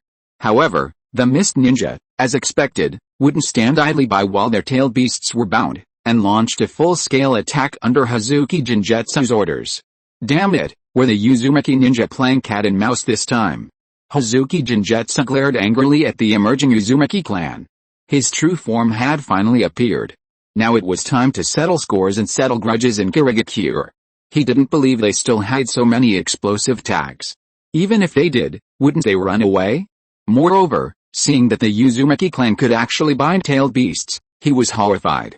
No wonder the ninja world turned a blind eye to their Kirigakure's invasion of the land of whirlpools, even welcoming it. This ability is terrifying. It can actually suppress a tailed beast. This is also because the Uzumaki clan doesn't have a cage-level ninja. Otherwise, if a tailed beast unleashed a Super S-rank ninjutsu, even it would be in trouble. Therefore, Hazuki Jinjutsu's eyes hardened, and he said fiercely, "Annihilate the Uzumaki clan. Only then will Konoha no longer be able to find a luxurious villa for the nine tails, and everyone will be the same." Yes. Immediately, the Kirigakure ninjas rushed towards the Uzumaki ninjas, but the Uzumaki ninjas wouldn't sit idly by. They immediately used the multiple shadow clone technique to block them. And let me tell you, Lord Tsun's method is really effective. What do we do now? The clan chief looked at the chaotic battlefield, his face filled with worry. Those are tailed beasts. Alice. The Grand Elder sighed as well, saying, "It's time for us old folks to step in." All the clan elders fell silent. They knew what the Grand Elder meant. He wanted them to risk their lives, to fight for a future for the Uzumaki clan and the land of whirlpools. A resolute look flashed in the elder's eyes, as if to say, "Let's fight." So what if they're tailed beasts? So what if they were hidden Mist Village? The land of whirlpools fears no one. I wonder how Jun is doing now? The Grand Elder gazed at the chaotic battlefield of the Uzumaki clan. He had just gone to where Jun was hiding, but hadn't found him there. He was immediately anxious, hoping nothing bad had happened. Soon. Suddenly, the second elder pointed in a direction and exclaimed, "He's over there." The clan chief and the elders immediately looked in the direction the second elder pointed, their hearts filled with fear. What's that brat doing there? Uzumaki soon exchanged for the Flying Thunder God technique and immediately exchanged for several specially made kunai from the system. And let's not forget, they were incredibly expensive, costing 10,000 each. But this was a special situation, and he didn't have time to wait. So after exchanging, he flew directly to the battlefield, frowning as he watched the Mist Ninja rushing towards him. Then, he saw the Uzumaki clan charging forward with their true forms, howling. He immediately cursed inwardly. Was it easy for him to keep so many members of the Uzumaki clan alive? Now they were just going to blindly fight? What if too many died? But then, seeing them use shadow clone jutsu, he felt much relieved. It seemed he had trained the simpletons who only knew how to fight head-on into simpletons who could use shadow clone jutsu. Seeing that both tailed beasts were immobilized, but he only had one Super S-rank ninjutsu, he could only take down one. Moreover, the adamantine sealing technique of Uzumaki and his group wouldn't immobilize the tailed beasts for long. The question was, which one should he attack? Uzumaki soon secretly glanced at Hazuki Jinjutsu, who was angrily jumping up and down. He figured he was in a bad mood too. He thought he had forced out the Mizukage's true form, but unexpectedly, the Mizukage even used a shadow clone. Should I destroy the Mizukage? This thought suddenly popped into Uzumaki-sun's mind, but he immediately suppressed it. If he really destroyed the Mizukage, it would truly be a fight to the death. Although destroying his country was now a blood feud, the land of whirlpools was still too weak. Behind them was the cunning Konoha, and Madara was secretly fighting for his dreams. Thinking of this, a sense of sorrow welled up inside him. Who had the land of whirlpools offended? Why were so many people targeting their Uzumaki clan? Without strength, they should just develop stealthily. Uzumaki soon quickly pulled his distracted thoughts back. He could deal with these things after the land of whirlpools was at peace. Right now, the main problem was that they had just lost one tailed beast, and there was still one left. He'd see if they could negotiate. If they could, They could have a chat. If not, they'd have to use sheer numbers. He mentally summoned the one-time ninjutsu card from his newbie gift pack, Sage Art, Wind Release, Super Giant Percent Shuriken. His eyes immediately hardened. He threw the special shuriken at the three tails and vanished from his spot. Then, Sage Art, Wind Release, Super Giant Percent Shuriken, he shouted loudly. What's going on? Kushina blinked her big eyes. What was that huge tremor just now? Even the underground cave started shaking, and twice at that. Her heart clenched. Could it be something unexpected had happened outside? What's wrong? A gentle, red-haired woman, around 20 years old, stroked Kushina's red hair and asked with a smile, "Why are you frowning?" Although the shock she had just experienced had frightened Uzumaki Fusang, seeing such a cute girl frowning made her feel much more at ease. At least the Uzumaki clan hadn't abandoned them, the commoners. So, she should still trust the nation. Hearing Fusang's words, Kushina snapped out of her daze, shook her cute little head, and said, "It's nothing." Then, staring at Fusang's protruding belly, she blinked her bright eyes. "Is it a little brother? Soon Nijet will definitely be alright." PFFT. Hearing Kushina's words, Fusang chuckled, stroking her hair gently, and said softly, "Perhaps it's a little sister as cute as you?" Hearing Fusang's praise, Kushina smiled shyly. "How can you sing so many songs? That's amazing." "No, Brother Soon taught me." "Your Highness Soon? He's quite an impressive person too. I'll be testing it out tomorrow, please give me some support." Chapter 39. So the land of whirlpools has a cage-level powerhouse. The dust settled. Silence fell over the battlefield. Everyone stared in disbelief at the 7-year-old child standing amidst the ruins. His red, tousled hair fluttered in the wind, his right hand casually behind his back, his gaze coldly sweeping over the Mist Ninja. The Mist Ninja shuddered. This was the demeanor of a master. Wait, no, it should be. The tail beasts, the three tails, had actually been defeated and retreated back into its seal. Tail beasts are creatures that yearn for freedom and fresh air. Now they've retreated, what else could this be but fear? The three tails probably felt its life threatened and dared not come out to fight. Even the tail beasts were cowardly, let alone them. Especially that ninjutsu this child had just used. What was it? The aura, the power, the light. It was terrifying. The six tails, seeing the three tails' weakness, shuddered. Are all children this powerful now? Is there no hope for the tail beasts? Are tail beasts just meant to be played with like rag dolls? Tail beasts are never meant to be. Just as he was about to unleash a tail beast ball, he saw the child's cold eyes turn towards him, staring at him. Living is important, living is important. The six tails immediately froze. Actually, being bound like this wasn't so bad. However, he didn't know that Uzumaki-jun had been looking at the six tails out of fear. Because it wasn't Sage mode, the Percent Shuriken was too damaging to his hands, especially since it was a Sage release technique. Now his little hands were trembling, completely unable to exert any strength. Not only had he suffered damage, but he was also petrified. Otherwise, why would he have stayed behind him? Wasn't it just to intimidate the Kurigakure ninja? He was only 7 years old. Naruto, who had just used this technique, was almost an adult and still injured his wrist. So, he couldn't back down. He couldn't let them see that he couldn't use ninjutsu anymore. Otherwise, Hozuki Jinjutsu might fight him to the death, because the ninja world couldn't afford to have another god of shinobi. Uzumaki soon knew he couldn't move, or rather, he couldn't show the slightest sign of injury, otherwise someone might notice something amiss. So he stood atop the three-tailed ceiling furnace, looking down disdainfully at his surroundings. Damn it, where are the clan elders and senior members? Why haven't they appeared yet? He needs help. And the other members of the Uzumaki clan, why aren't they coming to his rescue? Have they gone crazy? Holy crap. Stop looking at me with that incredulous, almost worshipful expression. My right hand hurts so much I can't even use the Flying Thunder God technique with my dagger. How could Uzumaki-sun dare to use a casual turn if no one was blocking his view? What if someone noticed the after effects of this ninjutsu? He had to intimidate them, no matter what. If he intimidated them, the war would be over. If he didn't, they'd probably go crazy and try to kill him. Unbeknownst to them, the entire Uzumaki clan was completely intimidated by Uzumaki-jun, utterly stunned. They hadn't realized their Lord Jun was so incredibly powerful.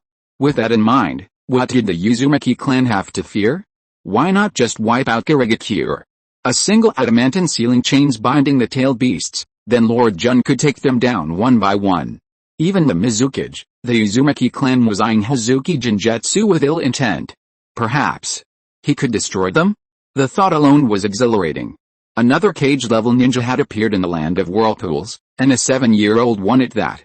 Who could guarantee that Uzumaki Jun wouldn't become the next god of shinobi? No wonder Lord Jun wasn't afraid of Kirigakure. It turned out, he was too strong. He completely looked down on Kirigakure. Did they see that their Uzumaki clan hadn't suffered many casualties, while Kirigakure had been wiped out so many times? So, the Uzumaki clan had become arrogant. Their eyes gleamed red as they stared intently at the Kirigakure ninja, seemingly ready to charge and fight to the death. Uzumaki Tsun's eyelids twitched. Were these idiots going to actually do it? He only had this one shot left, another was impossible. He couldn't afford to lose his mind. He'd worked so hard to accumulate this wealth. Calm down. Calm down. Isn't living good enough? Little did he know, even Kirigakure was terrified. The Uzumaki ninja's eyes were terrifying, as if they wanted to devour them. Perhaps at first, they were happy to see those eyes. This was the normal Uzumaki clan. They'd probably be shouting, "Come on. Come on. We're not men if we don't fight." But now, seeing those eyes, it was terrifying. Didn't they see even a 7-year-old Uzumaki ninja was this powerful?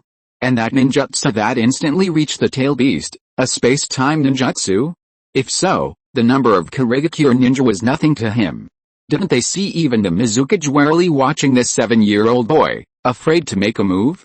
Hazuki Jinjutsu stared at Uzumaki Jun in disbelief. This 7-year-old boy. Cage level. Definitely cage level, and with his space-time ninjutsu, plus that unbelievable ninjutsu that even the Mizukage found terrifying, a ninjutsu capable of defeating even a tail beast. Incredible. And his immense chakra and life force, possessing cage-level strength at 7, he's a shoo-in for the next god of shinobi. Even more terrifying than Hashirama. Remember, Hashirama wasn't this powerful at 7. Why didn't you Uzumaki clan announce you had a cage-level ninja earlier? This is just setting us up. And using tricks, shadow clones, such a cowardly tactic, is that something a cage-level ninja would come up with? True powerhouses should engage in a hand-to-hand combat. And, don't use space-time ninjutsu. So now Hazuki Jinjutsu stopped moving. That deep gaze, that cold smile, this kid is terrifying. Anyway, he figured he probably wouldn't be able to catch anyone if he went up there, so he'd better see how things went. If Uzumaki Tsun knew what Hazuki Jinjutsu was thinking, he would definitely spit in his face. Why don't you go and fight the Raikage hand-to-hand? Trying to bully a 7-year-old kid, shameless. Seeing the elders gathered around him, Uzumaki Tsun felt much more relaxed. Expressionless, he calmly walked to the first elder and whispered, "Seal the three tails, retreat." The first elder's eyes narrowed upon hearing Uzumaki Tsun's words, and he nodded subtly. Although he didn't know why they were retreating at such a good time, he could tell that soon, something was wrong. Then, out of the side of the Kirigakure ninja, he quickly activated the Flying Thunder God technique. The after effects of the Raisen Shuriken were incredibly painful. He could barely bear it anymore. He'd better hurry to the medical department for treatment. Anyway, he now possessed the Flying Thunder God technique. So he wasn't afraid of being discovered. However, before leaving, there was one more thing to do: glare at the Six Tails. The Six Tails, seeing that this 7-year-old powerhouse actually looked at it, immediately cowered and obediently allowed himself to be bound. Although this posture was somewhat shameful, it was better than being beaten into begging for mercy. Uzumaki Tsun watched the Six Tails' performance with satisfaction. Not bad, it seemed he had fooled it. After the Uzumaki clan retreated, he would let the Mist Ninja fight the Six Tails themselves. As for the Three Tails, it was for negotiation. Still too weak, Uzumaki Tsun muttered, then activated the Flying Thunder God technique and vanished from the battlefield in an instant. Chapter 40. This tail beast was just released. Why is it being recalled already? Tail beast? Narashikasa frowned, staring intently in the direction of the land of whirlpools. That aura, that ninjutsu, it was a tail beast. They were quite certain about the tail beast ball, and they could even see its enormous body. But, was the Uzumaki clan really that difficult to destroy? Then what was the cause of that initial tremor? Was it from Kirigakure or the land of whirlpools? Now they've even released a tail beast. Could it be that even Kurigakure, one of the 5 great shinobi villages, couldn't destroy the land of whirlpools? Truly a clan with a 1,000-year history. Narashikasa frowned as he looked at the land of whirlpools. What should they do now? Should they send someone to investigate? But sending out ninjas arbitrarily during wartime could easily lead to trouble. What if people thought Konoha had also joined the war? Or, should they wait? Uzumaki soon didn't know what Konoha was thinking, but if he knew what Narashikako was thinking, he'd definitely burst out laughing. Damn it, Konoha had already been dragged into this mess. Hazuki Jinjutsu was probably furious and wanted to demand compensation from Konoha. But, now wasn't the time to worry about that. His right hand, it hurt terribly. He needed to find someone to treat it quickly. Who goes there? Just as Uzumaki soon approached the hidden medical and command center, a Uzumaki ninja suddenly appeared. It's me. Uzumaki soon said calmly. Uzumaki Hugo, seeing it was Uzumaki soon, immediately relaxed his guard and said with admiration and respect, Lord Soon. He had already heard the news from the front lines. He hadn't expected Lord Soon to be so clever, tricking Kurigakure and preventing them from easily making a move. Therefore, the ninjas in the rear greatly admired Lord Soon. Because, the land of whirlpools was saved? Where's my father? Uzumaki soon asked, wondering how his father was doing. They must be in a real hurry. The daimyo is inside, Uzumaki Hugo said respectfully. Then I'll go in first, Uzumaki-jun said. You all continue your vigilance, perhaps the war is about to end. The war is about to end. All the ninjas on guard stared at each other in shock. What was going on? It had only been a few days. Was Kurigakure scared? Were they planning to retreat?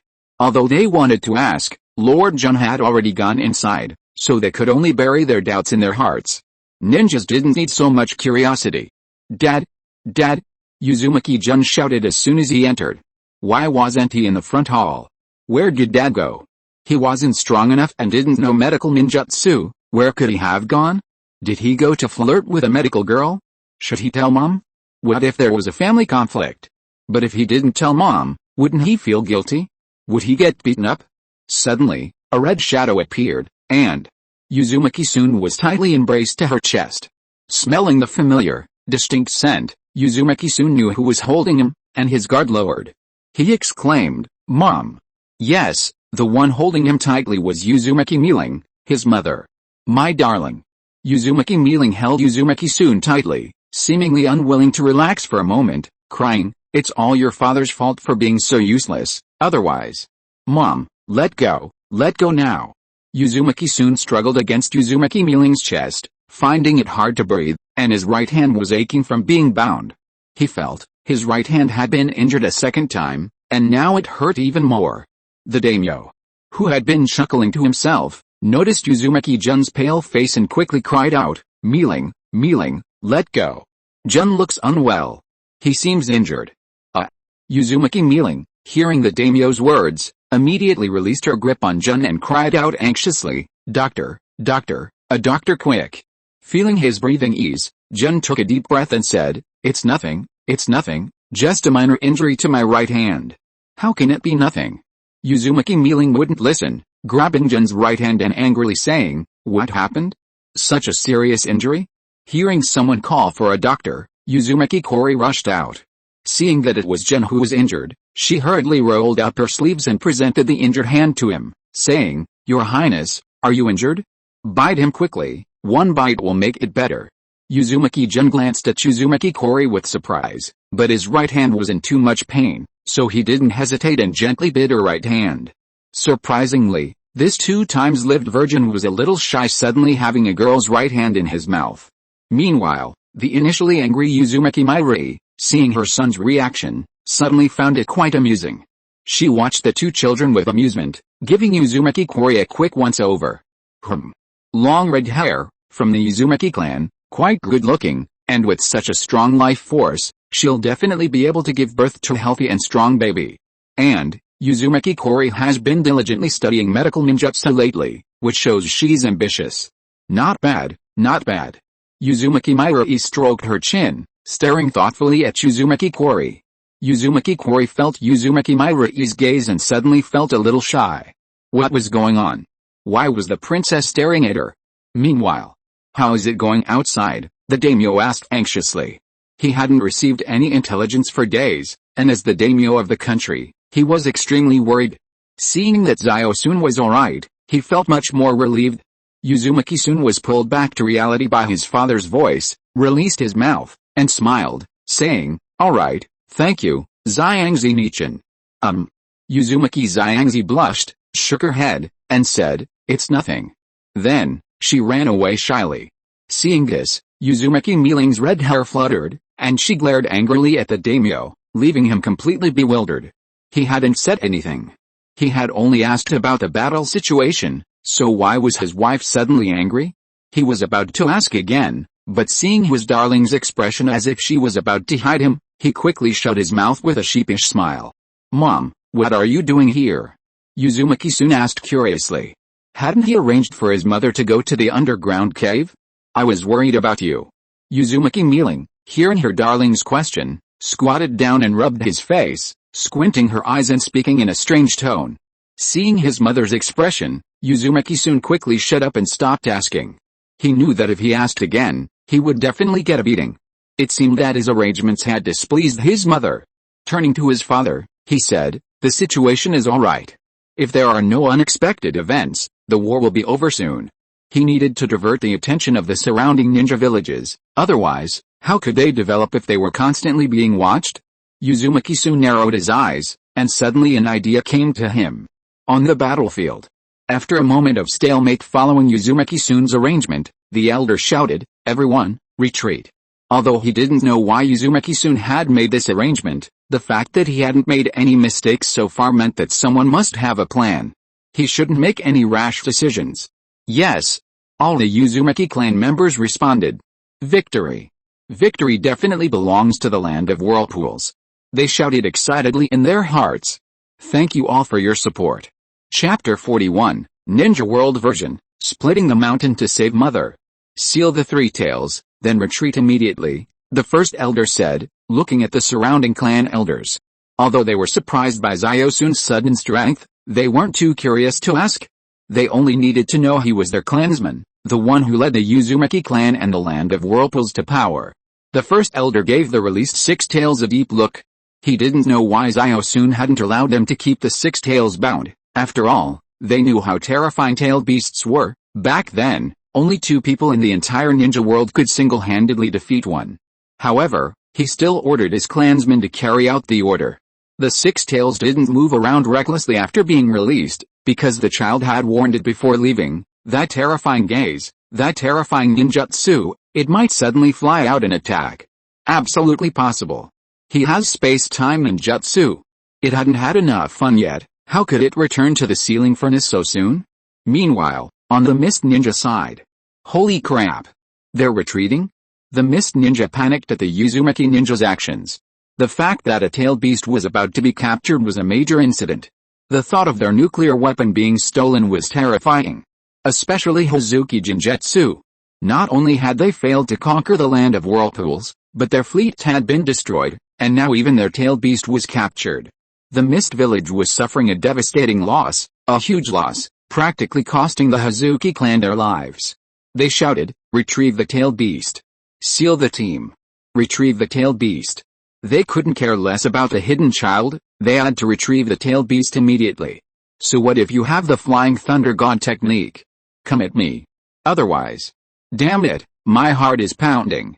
The fact that the child hadn't used it on the six tails meant that the ninjutsu wasn't used lightly. So as long as it wasn't a one-hit kill, everything would be fine. And the six tails. Damn it, it was Kurigakure that caused it to become like this, so it charged towards the Kurigakure ninja, unleashing a tailed beast all at them. Tailed beasts will never be slaves. This tailed beast has gone berserk again. Although it seems that its main force is focused on the Kurigakure ninja, the area of effect attack is too great. Some Uzumaki ninja were injured. They still follow the elder's orders, abandoning their shadow clones and retreating quickly. Our Lord Jun is so awesome, he must have his reasons for making those arrangements. Retreat. Retreat, retreat. They shouted excitedly as they ran. Their land of whirlpools was definitely going to win.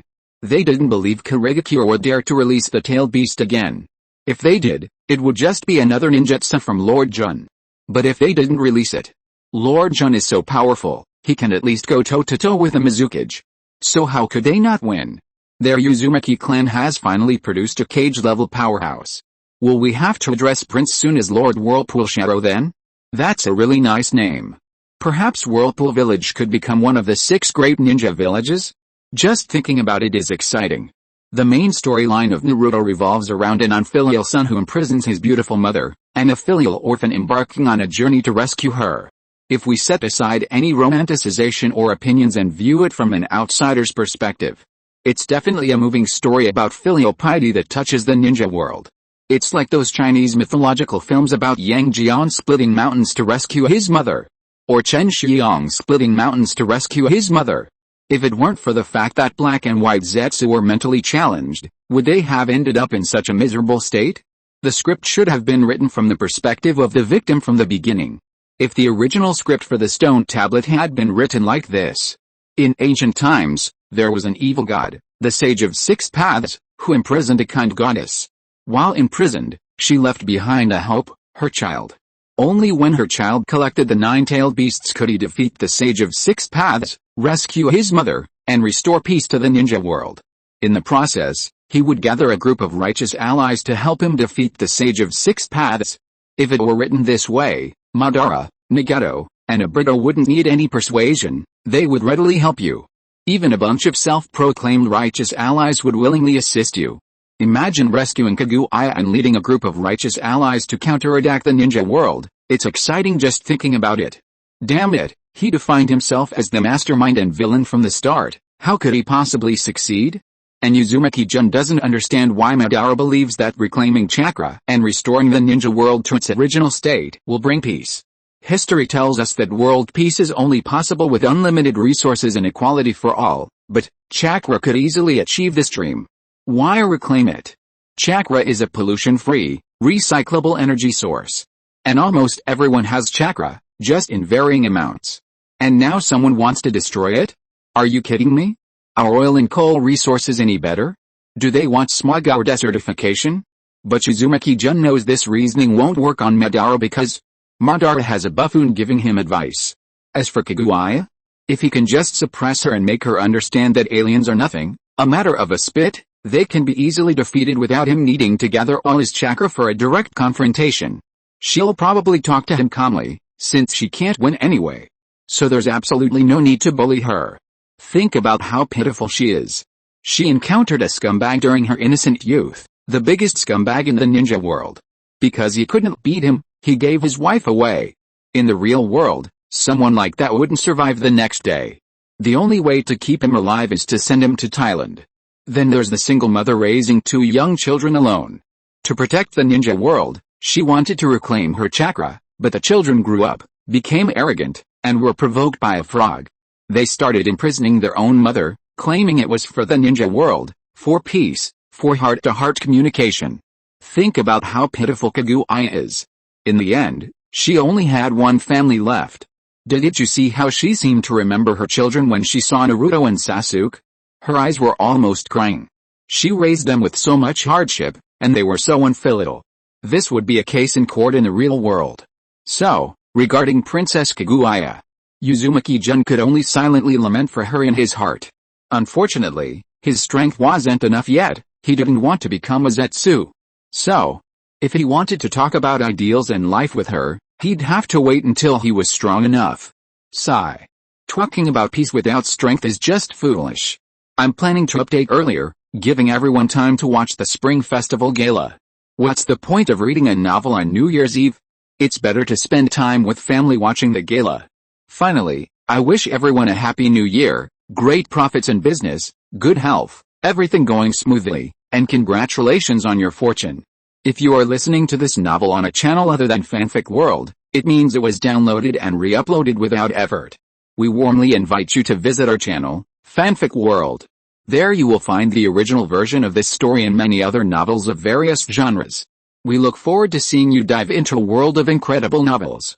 Chapter 42, The Only Way for the Ninja World to Achieve Peace is Through Social Harmony. The first 2 overpowered figures in the ninja world were a complete idiot and a politically inept individual, yet they still wanted peace in the ninja world? Don't be ridiculous. And the second overpowered figure, Not only was he brainless, but he was also politically inept. Before he even died, the ninja world was already in chaos. So history, Naruto and Boruto are telling us that the old ways don't work. The ninja world can only hope for true peace through democracy, freedom, and equality. Soon. Just as Uzumaki was reminiscing about the Naruto storyline, he heard the elder's voice. It seemed the Uzumaki ninja had successfully retreated. He wondered how the mist ninja were doing. Are you alright? Are you alright? The elder rushed to Uzumaki soon, checking his body. He didn't want anything to happen to the future god of the ninja world. I'm fine, Uzumaki soon said with a smile. Just a backlash from a ninjutsu. And he really is a walking milk bottle. One bite and his right hand was almost completely healed. Tisk tisk. Such powerful vitality is a waste if he doesn't become a medical ninja. Ninjutsu backlash. The Grand Elder said solemnly upon hearing Uzumaki-sun's words, a forbidden technique? Such power must be a forbidden technique, but where did he obtain it? You must know that the powerful forbidden techniques of the Uzumaki clan are mostly sealing techniques. They don't have such dazzling ninjutsu at all. The aura and power are simply unimaginable. He seems to have never seen this forbidden technique before. Don't use it again, the Grand Elder said earnestly. Although this ninjutsu is very powerful, he doesn't want Uzumaki-sun to be in any life-threatening situation. Uzumaki-sun nodded. Now he can't use it even if he wanted to. It's a one-time use technique. Perhaps he can extract this ninjutsu in the future, but the side effects probably won't be as severe then. Uzumaki-sun, is a man with a system. My child. Seeing Uzumaki-sun nod, the elder didn't press further. From the start of the war, they had deliberately avoided treating Uzumaki-sun as a 7-year-old child, especially now. He had his own secrets, so they wouldn't ask any more questions. The elder then took out a sealing scroll and said, the three tails is sealed inside. The three tails? Hearing the elder's words, Uzumaki-sun's eyes suddenly lit up. If they wanted to establish a tailed beast zoo, which tailed beast would be the easiest to obtain? It was the three tails. After the Third Shinobi World War, it roamed freely in the lake before being captured by a group of rare animal hunters. So, it would be ownerless then. He could simply reclaim it later. What? Kirigakure wants to take it back. Don't be ridiculous. Kirigakure will be half crippled by then, with only Madarumi remaining as a cage, the rest being Jonin and such. Even the 7 ninja swordsmen will be either dead or have defected. Is the land of whirlpools afraid? It's pathetic to think about. The once powerful 5 great shinobi villages were crippled by Obito's retaliatory actions. At the 5 shinobi summit, the other cage guards would be cage level or near cage, while only the Sans village and Kirigakure village would have Jonin or elite Jonin. The sheer force of the battle would be halved. Moreover, Uzumaki-jun could say that the outcome of the war was already very clear. The land of whirlpools wouldn't be destroyed. Although he only had Jonin level strength. With a flying thunder god technique, he could confidently tell any cage level, I'm evenly matched with you. If he couldn't win, could he just run away? Anyway, you can't hit me, and I can't harm you, it's just a bit shameless. Therefore, Kirigakure was no longer a threat, and the Uzumaki clan hadn't suffered many losses, so Konoha was no longer a threat. He didn't believe they would dare send someone to ambush them and then inherit the Uzumaki clan's legacy. Konoha, as one of the 5 great shinobi villages, still had some dignity. So now it's time to consider the development of the land of whirlpools, while also waiting for the hidden mist village to come and negotiate. Moreover, to hasten the end of the war and to prevent the Uzumaki clan from becoming the target of everyone's attacks, some things must be given up. Uzumaki-jun thought for a moment and decided that the sealing techniques used to create Jinchuriki must be distributed, and even improved so that they could be used by ordinary people, not just the Uzumaki clan. Otherwise, other ninja villages would always target them. Even if the land of whirlpools couldn't be destroyed this time, what would happen if other ninja villages cooperated? Even if they won next time, how many people would be left in the land of whirlpools? They wouldn't always be so lucky. So, Elder, if Uzumaki-jun thought for a moment and decided to speak. No. Absolutely not. This is the very foundation of the Uzumaki clan's livelihood. Before the elder could even speak, the other elders immediately refused, knowing that this would cost them their lives. Jun Uzumaki knew he would face many rejections if he revealed it. After all, clan ninjutsu is extremely important to every clan, and no one would agree to let it be leaked without a reason. However, If the Land of Whirlpools didn't release the sealing technique for becoming a Jinchuriki, other ninja villages, unable to become Jinchuriki due to their tailed beasts, would definitely target the Uzumaki clan. Even if they won this war, there would always be another one. So, he had to release it. He was just hoping to get some benefits in return, otherwise, all the benefits would end up in Konoha's hands. Therefore, he had to hand over the sealing technique now, make some superficial allies, and give the Land of Whirlpools a chance to develop. Shut up! The elder shouted at the noisy clan elders, frowning as he thought for a moment. Since that's the case. After all, it was a clan's ninjutsu, not something that could be easily given away. Staring at Uzumaki-san, he said seriously, "Soon. You only have one chance to convince them why you want to give the sealing technique to another ninja village." Uzumaki-san, hearing the elder's words, looked at him seriously, meeting his gaze. For the rise of the Uzumaki clan, for the strength of the Land of Whirlpools. Haha, very good, the elder laughed. Since that's the case, everything will be done according to your orders. The Land of Whirlpools and the Uzumaki clan have long been entrusted to you. Thank you, elder. Uzumaki-san's lips curled up slightly. Fortunately, the Uzumaki clan wasn't like those stubborn old fogies of the Hyuga clan, otherwise he wouldn't know how to convince them. But now, the Land of Whirlpools will definitely become stronger. Happy New Year everyone, please give me some support. Thank you everyone. Chapter 43 All the tailed beasts have found their masters. Why did Jinchuriki only appear in the various ninja villages late in the Second Shinobi World War? To say it has nothing to do with the annihilation of the Uzumaki clan is something Uzumaki-jun would never believe. Otherwise, why would they go to such lengths to destroy the Land of Whirlpools?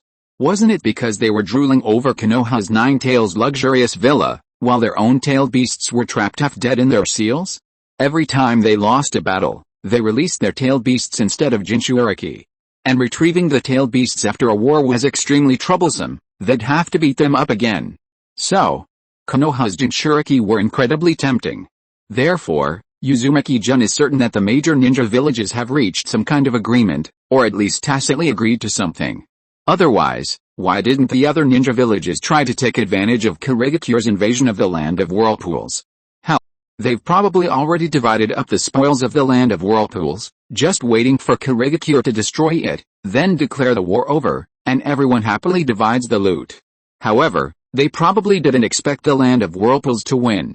So this time, Kirigakure definitely couldn't bring them sealing techniques, they had to have the Land of Whirlpools deliver them themselves.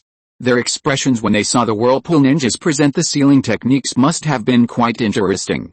Otherwise, with someone constantly watching them from behind, the Land of Whirlpools wouldn't be able to develop. After all, who knows if someone would try to sabotage them? However, the elders didn't know, or rather, only the first elder knew. The other elders hadn't considered this aspect, and even the clan had seemed reluctant.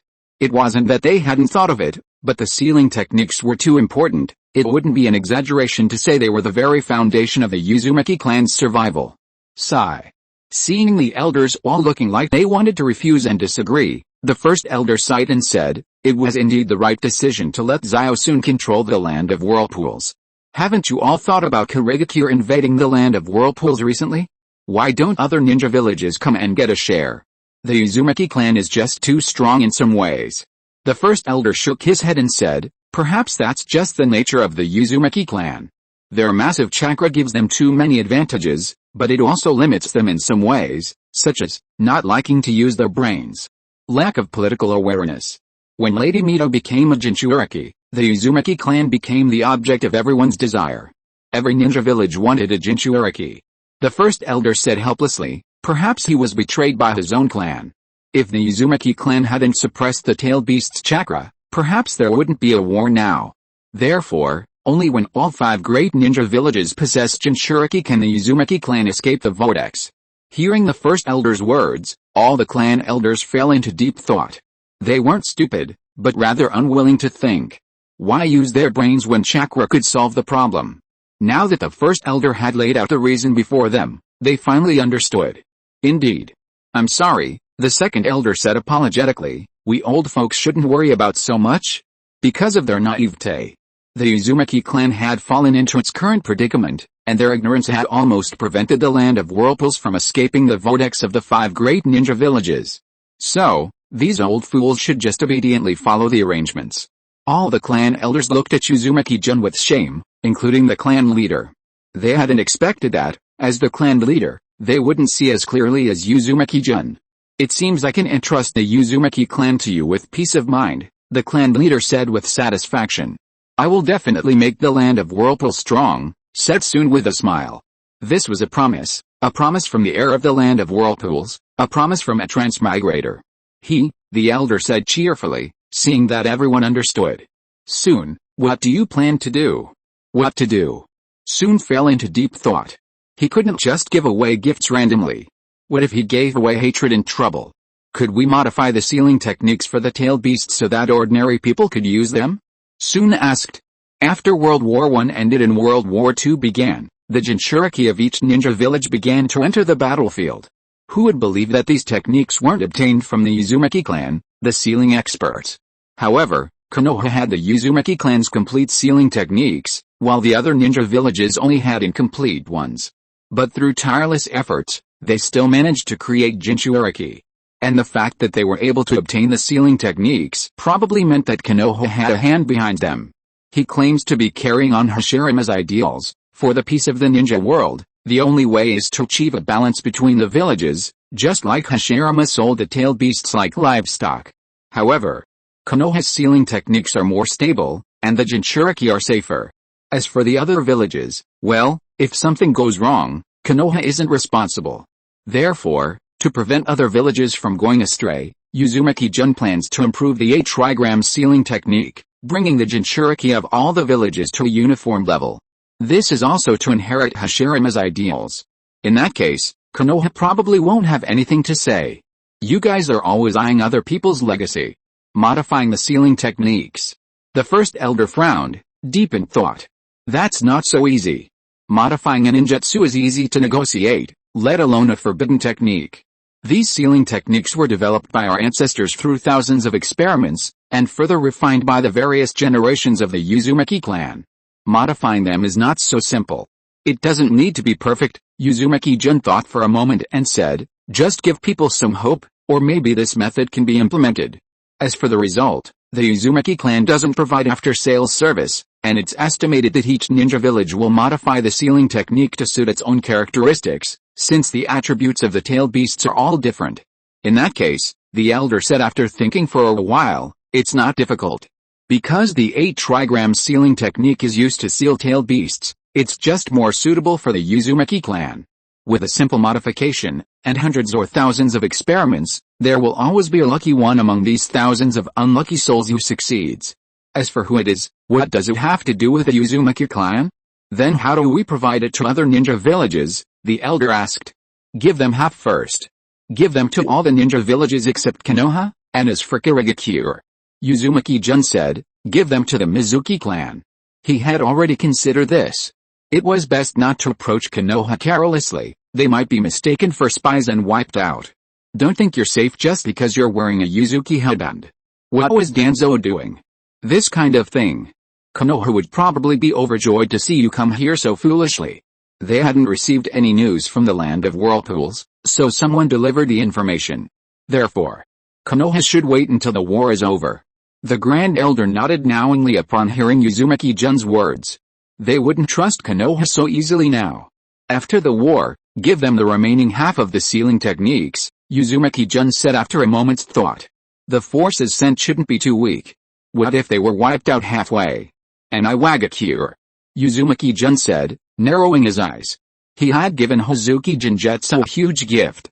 I hope the Minazuki clan, seeing how much I support him as Mizukage, will stop focusing on their land of whirlpools.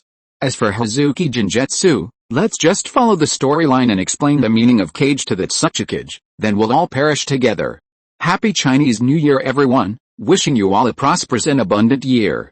Chapter 44 If you don't achieve results soon, you'll be out of a job as chairman. Kirigakure. A somber atmosphere hung over the village, especially after Mizuki Sei set off that very day, bringing news from the front lines by boat.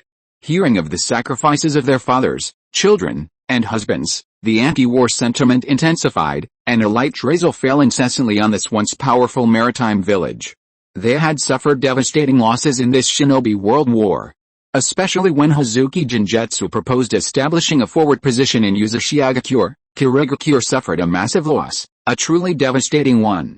What suggestions do you all have? A high-ranking official of Kirigakure rested his chin on his hands, staring intently at the assembled leaders. He was a pro-Mizukage, which was why the Mizukage had stationed him in the village, but he was reaching his breaking point.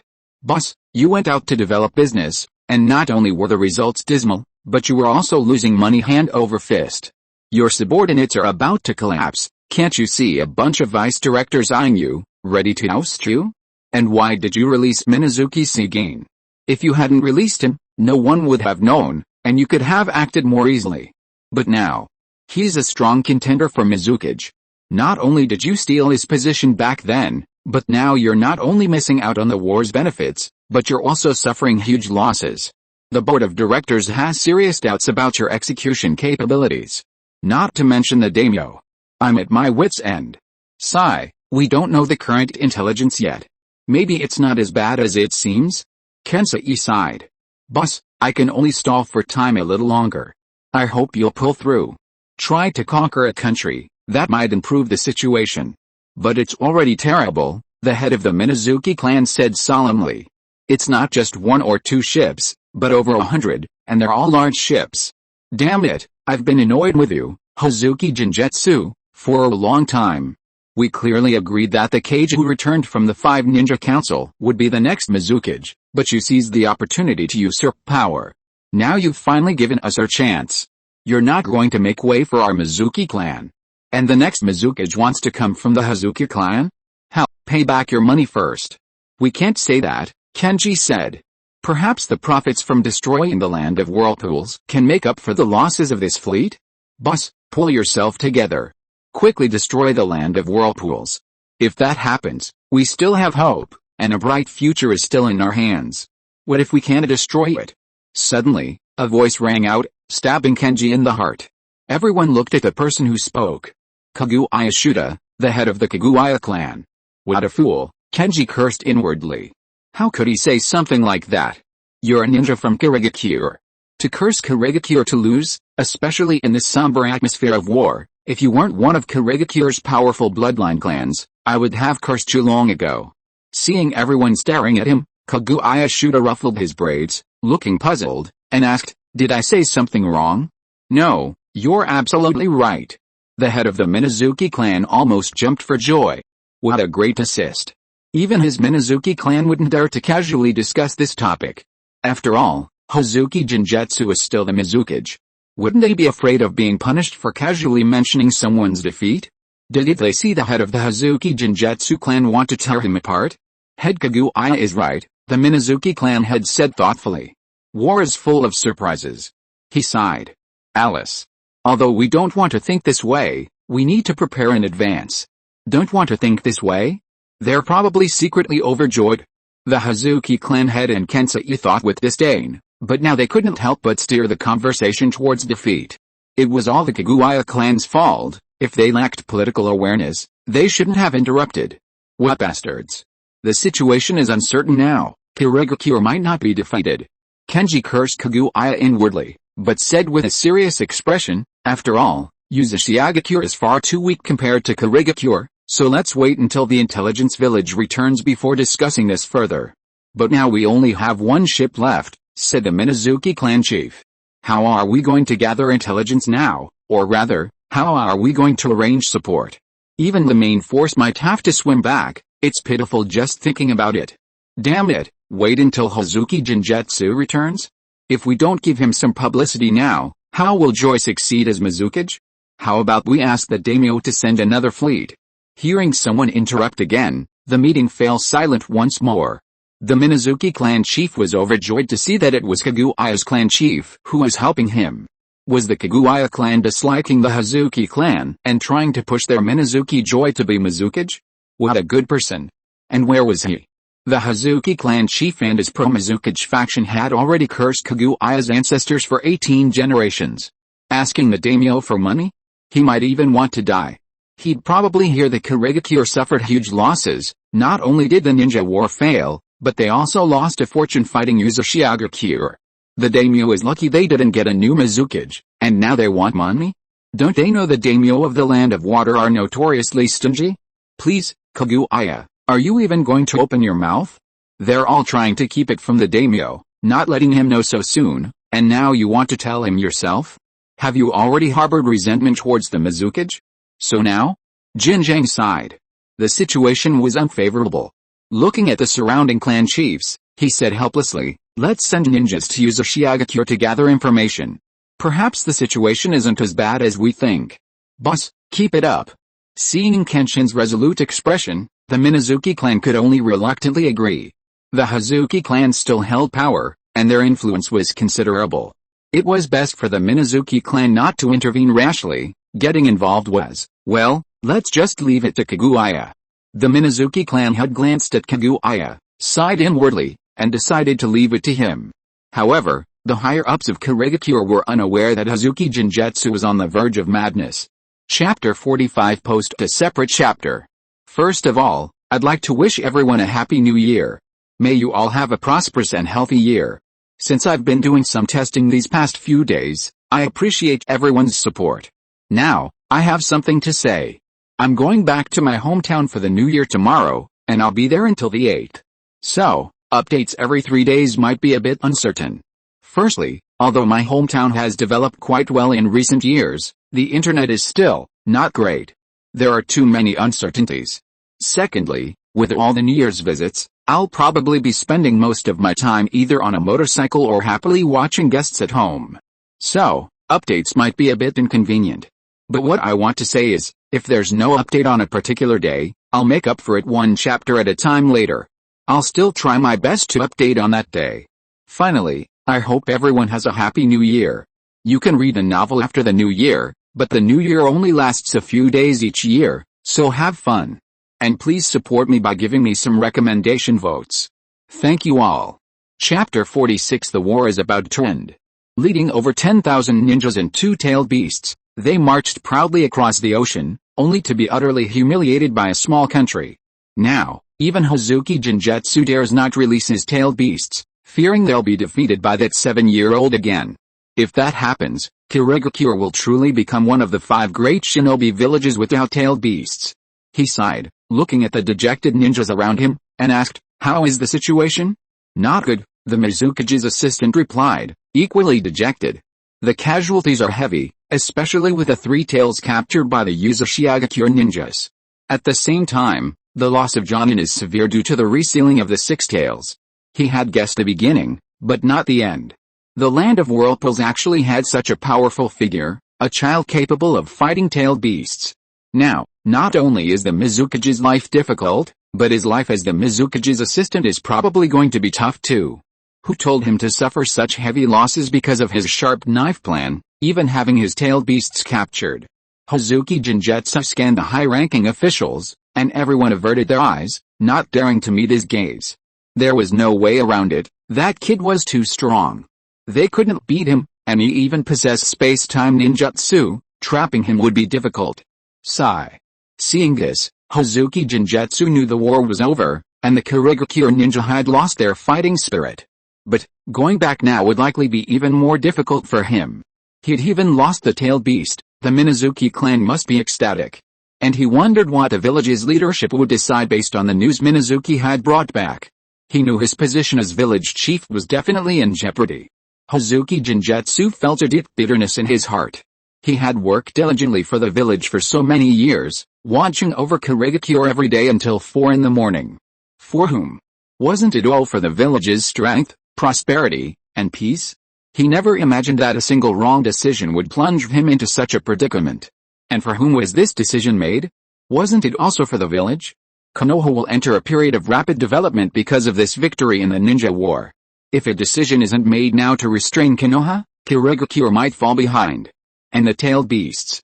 The first Hokage and Hashirama bought those 2 tailed beasts at a high price, but because there's been no after-sales service, they're still only used like Pokemon. Isn't that a waste? Every time the tailed beasts are retrieved, it causes the loss of most of the ninja. That's why he invaded the Land of Whirlpools so that the village could have Jinchuriki. Doesn't anyone in the village understand him? Everything he did was for the village. Who knows the suffering he endured? A bunch of people are short-sighted, only eyeing the village chief's position. But now, what should we do now? Hazuki Genjutsu said helplessly. It's too late to say anything now. These Kurigakure ninjas have lost their fighting spirit against the Whirlpool ninjas. It's all because of that ninjutsu. It's just too terrifying. Plus, the calls for peace in the ninja world are already rising. Probably many people are now yearning for peace. Let's retreat, the Mizukage's assistant said helplessly. This wasn't something the Mizukage could bring up. It had to be him, the assistant. He already had enough problems. One more wouldn't make a difference. He'd just do what he could for the Mizukage while he was in his position. Is that what you all think? Hazuki Genjutsu glanced at everyone present. Seeing them all bowing their heads in silence, the outcome was predictable. He sighed and said, let's retreat. Negotiate with the land of whirlpools. Hazuki Genjutsu's tone shifted resolutely. We must get the three tails back no matter what. As for that 7-year-old cage-level child, no one in the ninja world wants another god of shinobi. Someone will deal with him. And the sealing techniques? If Kurigakure can't get them, someone else will. The land of whirlpools won't have an easy time maintaining peace.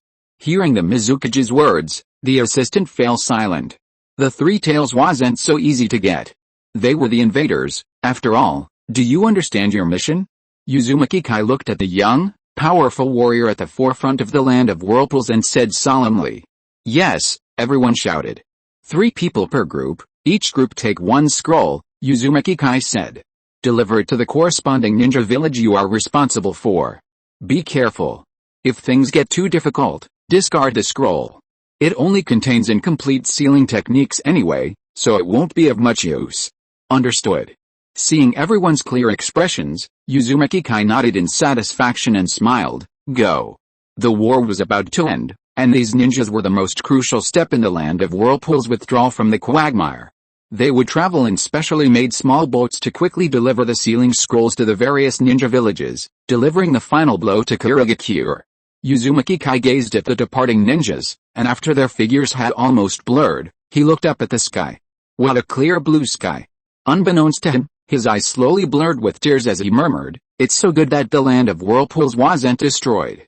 They had all heard the elder's analysis. If the land of whirlpools had been destroyed, the Uzumaki clan's fate would have been dire, because no one wanted them to live, not even their nominal ally.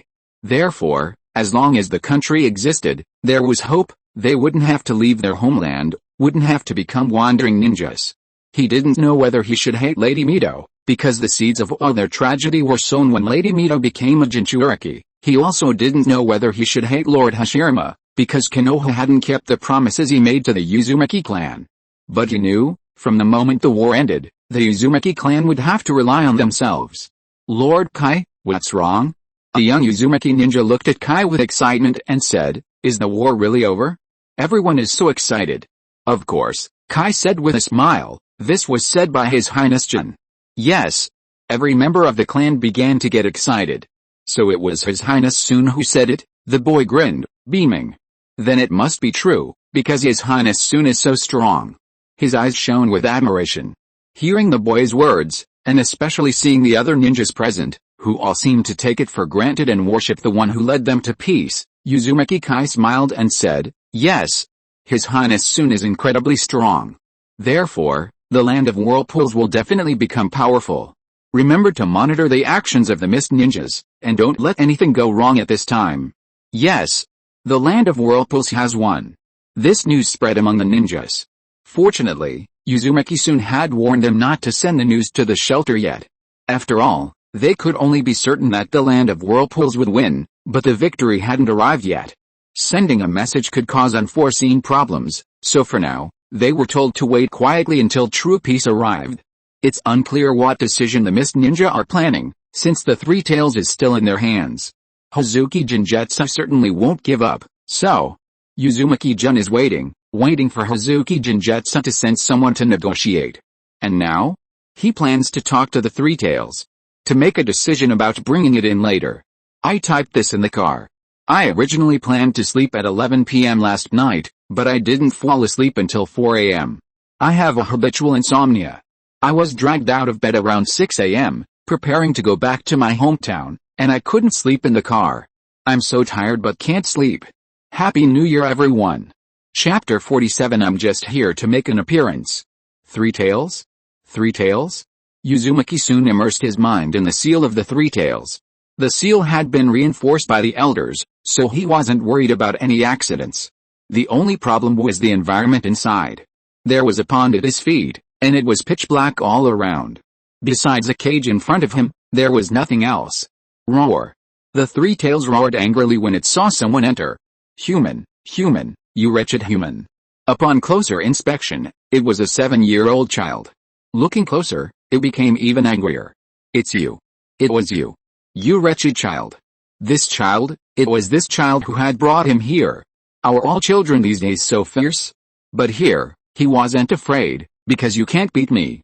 We're both sealed, neither can do anything to the other. So the Three Tails continued to roar, staring at Uzumaki soon. Uzumaki soon shrugged.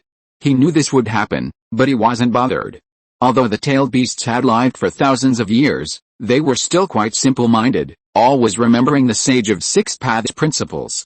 As long as they didn't offend them, they were basically safe. But, had he offended him? Holy crap! Uzumaki soon suddenly realized his feud with the Three Tails had gotten much bigger. Don't be angry. Uzumaki soon coughed twice, smiling. We don't really have much of a grudge. How? The Three Tails sneered, then, still with an unyielding expression, kept cursing things like detestable child, shameless human, and so on.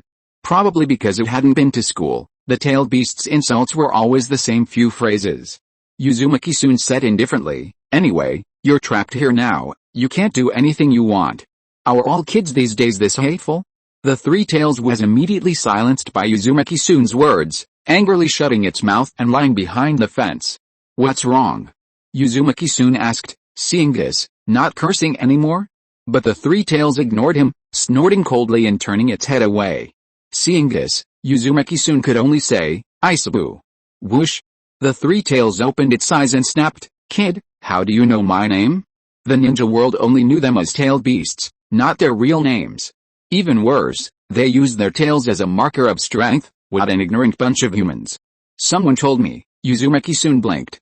Strength makes all the difference. If you didn't have strength, you wouldn't expect a tailed beast to have a peaceful conversation with you. Don't be ridiculous. They just unleash a barrage of tailed beast balls. I know quite a few, like Kurama, the 9 tails, Jayuki, the 8 tails, and Shukoku, the 1 tail. Uzumaki soon recited the names of all 9 tailed beasts. And also, Kurama always bullies you. Who told you that? The Three Tails glared at the child and roared, Kurama bullies that little Shukoku, not me, the great Three Tails, Isabu. It had an expression that said it would crush Kurama in a heartbeat. Sure enough, tailed beasts were all a bunch of arrogant brats. Uzumaki-jun squinted, looking disbelieving, and said, guess. The Three Tails, hearing Uzumaki-jun's words, immediately turned its head away. Those who knew their names were all long dead, and those who weren't, were not to be trifled with. Although very curious, Isabu still turned his head away disdainfully. Tell me if you want. Seeing that the Three Tails was ignoring him again, Uzumaki shrugged indifferently. He had only come to see the Three Tails and exchange pleasantries, since he would eventually have to hand it over to Kurogakure. He probably wouldn't be able to subdue the tailed beasts before the Third Shinobi World War. If there's nothing else, I'm leaving. Uzumaki-jun waved his hand and said. Human, what do you want with me? Seeing this annoying brat about to leave, the Three Tails panicked. This place was so boring, no one talked to him. Hurry up and tell me. It seemed to be saying, I'm in a good mood now, tell me quickly. But Uzumaki-jun ignored him, saying, we'll talk next time we meet, and left directly. 20 years is nothing to a tailed beast, but Uzumaki-jun didn't know. In a confined environment, silence is the most terrifying enemy. When they were sealed as Jinchuriki, they at least have someone to talk to. When sealed in scrolls and containers, the silence is terrifying. It's pitch black all around, with no movement from anyone except themselves, so once sealed here, the tailed beasts all sleep. This is why, once released, they go berserk and attack everywhere. Would you go crazy if you were locked up? But, hey, brat, don't go. Let's talk some more. What do you want to know? The three tails kept trying to talk to someone, but Uzumaki-jun still left. Seeing the sealed space return to silence, the three tails pouted and said angrily, "Damn brat. When's next time?" Uzumaki soon left the sealed space. He was unaware of the three tails' terrifying loneliness. Seeing the clan elders looking at him with concern, Uzumaki soon smiled and said, "It's nothing, I just went in to take a look." "Soon, that's a tailed beast." The first elder, thinking he didn't know how terrifying tailed beasts were, said, "They're terrifying monsters in the ninja world, you know." However, Uzumaki soon ignored the first elder's long-winded explanation, scoffing. "What terrifying monsters? Just a bunch of arrogant brats. As for why they attacked humans, you're going to capture them, and you won't even let them fight you? It's nothing." Seeing the elder's worried eyes, Uzumaki soon could only say helplessly, "I was just curious about what tailed beasts look like." "Don't do that again," the first elder said sternly. Uzumaki soon nodded. He'd deal with that later. Turning his head, he looked at Uzumaki-jun beside him. Now, Jun was always by his side, relaying his orders. After thinking for a moment, he said, "Go to the cave and find a man named Gato. Bring him here." The war was almost over, so it was time to prepare, recover, and recuperate. Because of the war, the national treasury was short of food and silver, so Gato needed to make the trip. He was a merchant, much safer than a ninja, they just needed to hire more guards. As for the Uzumaki ninja, it was best not to let him wander around now. Send Gato to the Land of Fire, one of the 5 great powers. They had plenty of supplies and food there. They could hire Konoha ninjas, as long as they didn't reveal that he was a merchant from the land of Uzumaki. "So, I need to send Gato to sell salt," Uzumaki-jun murmured. With food in the treasury, there was no need to panic. As for the rest, they could only take it one step at a time. Domestic construction and housing were also very important. "Lately, I've been typing on my phone, this lazy bum can only say he's doing his best. Wishing everyone a year of sudden wealth." Chapter 48, The Rebellious Youth Worth 35 Million Taels. Mainly collect as much grain, clothing, and tents as possible, Uzumaki soon said, looking at the spiky-haired boy in front of him, who appeared to be about 18 years old. It was nearing the end of the year, and the ninja world had long since entered winter, so staying warm and having enough to eat were the most important things. As for the construction of the Land of Whirlpools, that could only be done slowly for now.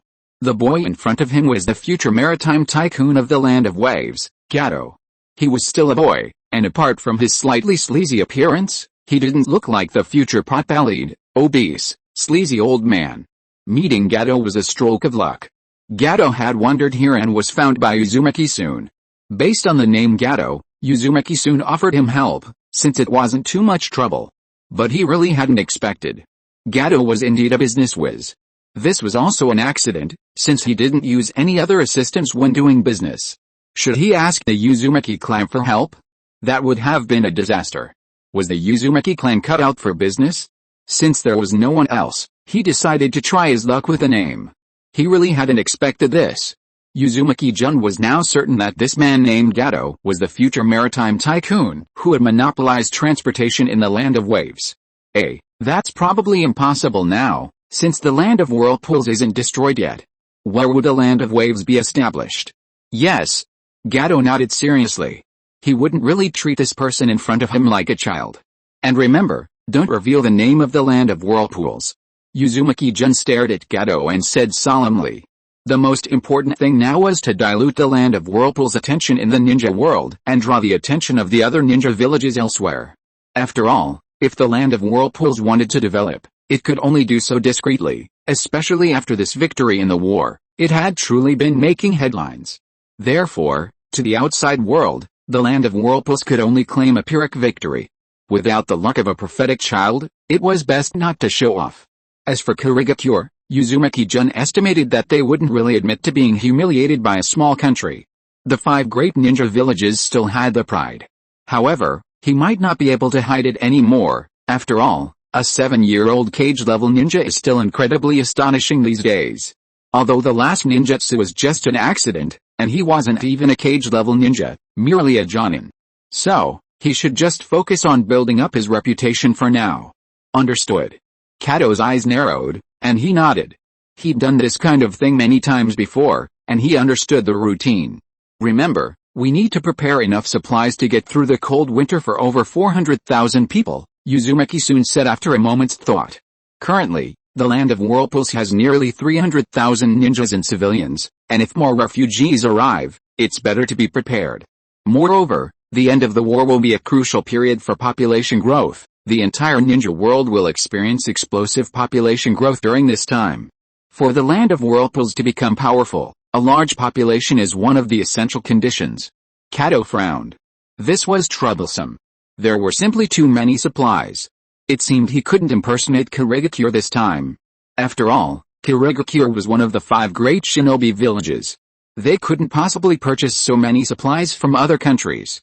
Even if Kirigakure really needed that much, they would go through official channels, potentially getting preferential treatment and even receiving special ninja escorts, rather than having a merchant buy them.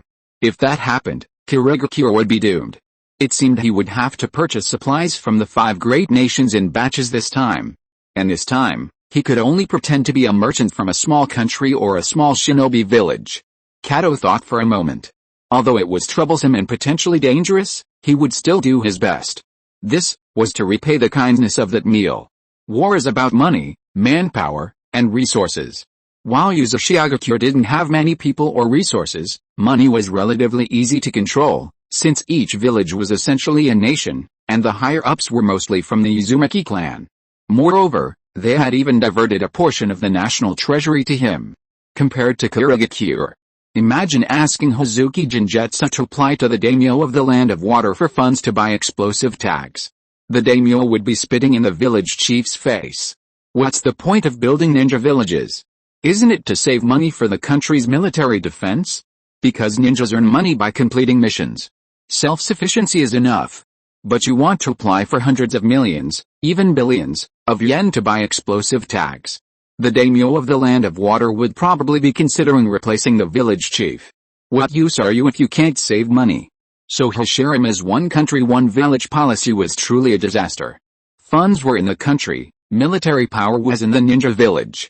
What if a conflict arises between the country and the ninja village?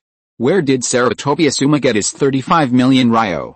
It came from when he was one of the 12 guardian ninja, after killing the other half of the 12 guardian ninja. So, after the 12 guardian ninja killed each other, who put a bounty on Asuma? How? Who would believe there wasn't a shadow of the daimyo of the Land of Fire behind this? After wiping out the 12 guardian ninja, he ran away without any bodyguards. Who else should be put on the bounty if not him? It's likely that Konoha wiped out the other 12 guardian ninja back then because they saw the daimyo's lack of loyalty and even the encouragement from the other 12 guardian ninja, fearing damage to the village.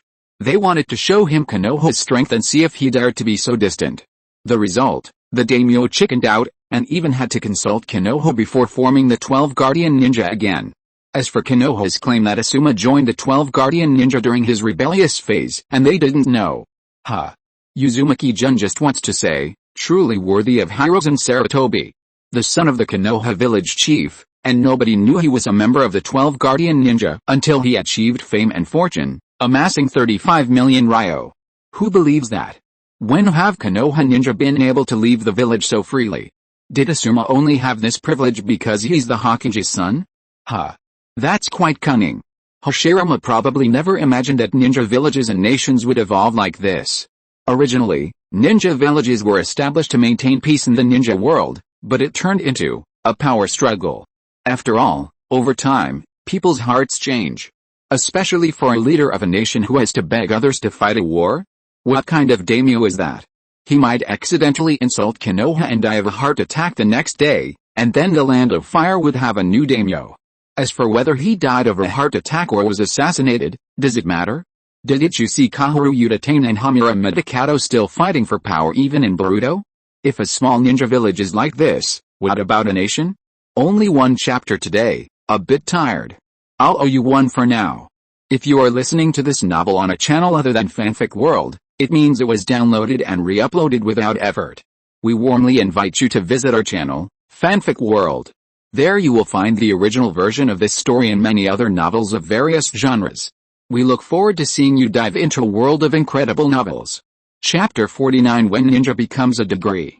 Therefore, for a country to achieve stability, peace, and harmony, establishing a unified government is essential. At the same time, the clan-based state of the Land of Whirlpools is both its advantage and its disadvantage. The advantage is that, to some extent, there are fewer internal conflicts within the clan, and the daimyo or clan head wields considerable power. However, the disadvantage is its small population. Even just gathering enough of the 7 elemental attributes would be difficult. Perhaps a few individuals would suffice, but if the required number were too large, the Land of Whirlpools might not be able to muster them. And for the Land of Whirlpools to develop, it needs a considerable number of ninjas. Looking at the evolution of Earth's industry, it's like changing the way water is boiled, that is, changing energy sources. While the ninja world has a solution for energy, its advantage, chakra, coal, oil, and the like are best left unused. Perhaps they could be used in special circumstances, but since there is an unlimited, pollution-free energy source, why abandon the ninja world's advantage? However, transforming ninjas from war machines into production managers is not so easy. Throughout the entire Naruto series, their technology is quite advanced, especially in Boruto, where they've even entered a form of modernization. However, they still travel by running and communicate by shouting. While Naruto doesn't go into detail, some scenes suggest they've undergone industrialization, such as factories emitting exhaust fumes. Therefore, it's likely that ninjas will ultimately continue with their old professions without any change. This might be manageable in the short term, but over time, the ninja world will inevitably change. The once high-ranking ninjas will suddenly have nothing to do, no value left? How can they bear this? Especially when the value of ninjas disappears, they will be abandoned. But ninjas aren't easily changed, they'll likely resort to war to assert their dominance in the ninja world. Therefore, developing a second profession for ninjas is an inevitable historical trend, or perhaps a secondary function. At the same time, popularizing ninja education is also of paramount importance. After all, only when ninja becomes a qualification and a profession can the ninja world gradually reduce the conflict between the ninja world and ordinary civilians. Alice, this can also be considered a class conflict. If chakra is an external energy source, then natural energy is the ninja world's original, mysterious power. However, natural energy is too difficult to learn and even poses certain dangers, which is why it has been gradually replaced by the easier-to-learn chakra. Therefore, natural energy cannot promote industrial development. But to maintain the ninja world's unique characteristics, natural energy can be included in the research agenda. After all, having something unique will give it an advantage in dealing with aliens. In Boruto, the ninja world's advantage over the Daidoki clan lies in ninjutsu. It can be said that the ninjas have utilized chakra, this external energy source, to its fullest extent. Chakra utilization is roughly divided into 3 types: ninjutsu, taijutsu, and jinjutsu. Compared to the Daidoki clan's monotonous utilization, the ninjas' methods are much more dazzling. The problem is that there are simply too few truly strong individuals. Even with all the top ninjas in the ninja world gathered, they only managed to acquire 4 members of the Tato Wood clan, let alone a race capable of traversing the universe. Who knows how many clans they might have? Of course, the top ninjas mentioned here are those in the open, the underworld doesn't count. Perhaps we could argue that given more time, ninjas might evolve to become even stronger, developing more powerful ninjutsu and forbidden techniques, but time waits for no one. Therefore, Uzumaki Jun's goal for the Land of Whirlpools is to popularize ninja education, utilizing ninjas in production and daily life, while clearly defining ninja ranks and differentiating them as academic degrees. For example, a 6-year ninja apprenticeship is like elementary school, Shinin is like middle school, Chunin is like high school, Jonin is like university, Cage level is like graduate school, and Super Cage level is like doctoral studies. They could also include some peripheral subjects as supplementary academic disciplines, such as natural energy. A natural energy level certificate could be created. As for things like 6th path level, and so on, it's estimated that the number won't be very large, and they can be categorized as grand scholars.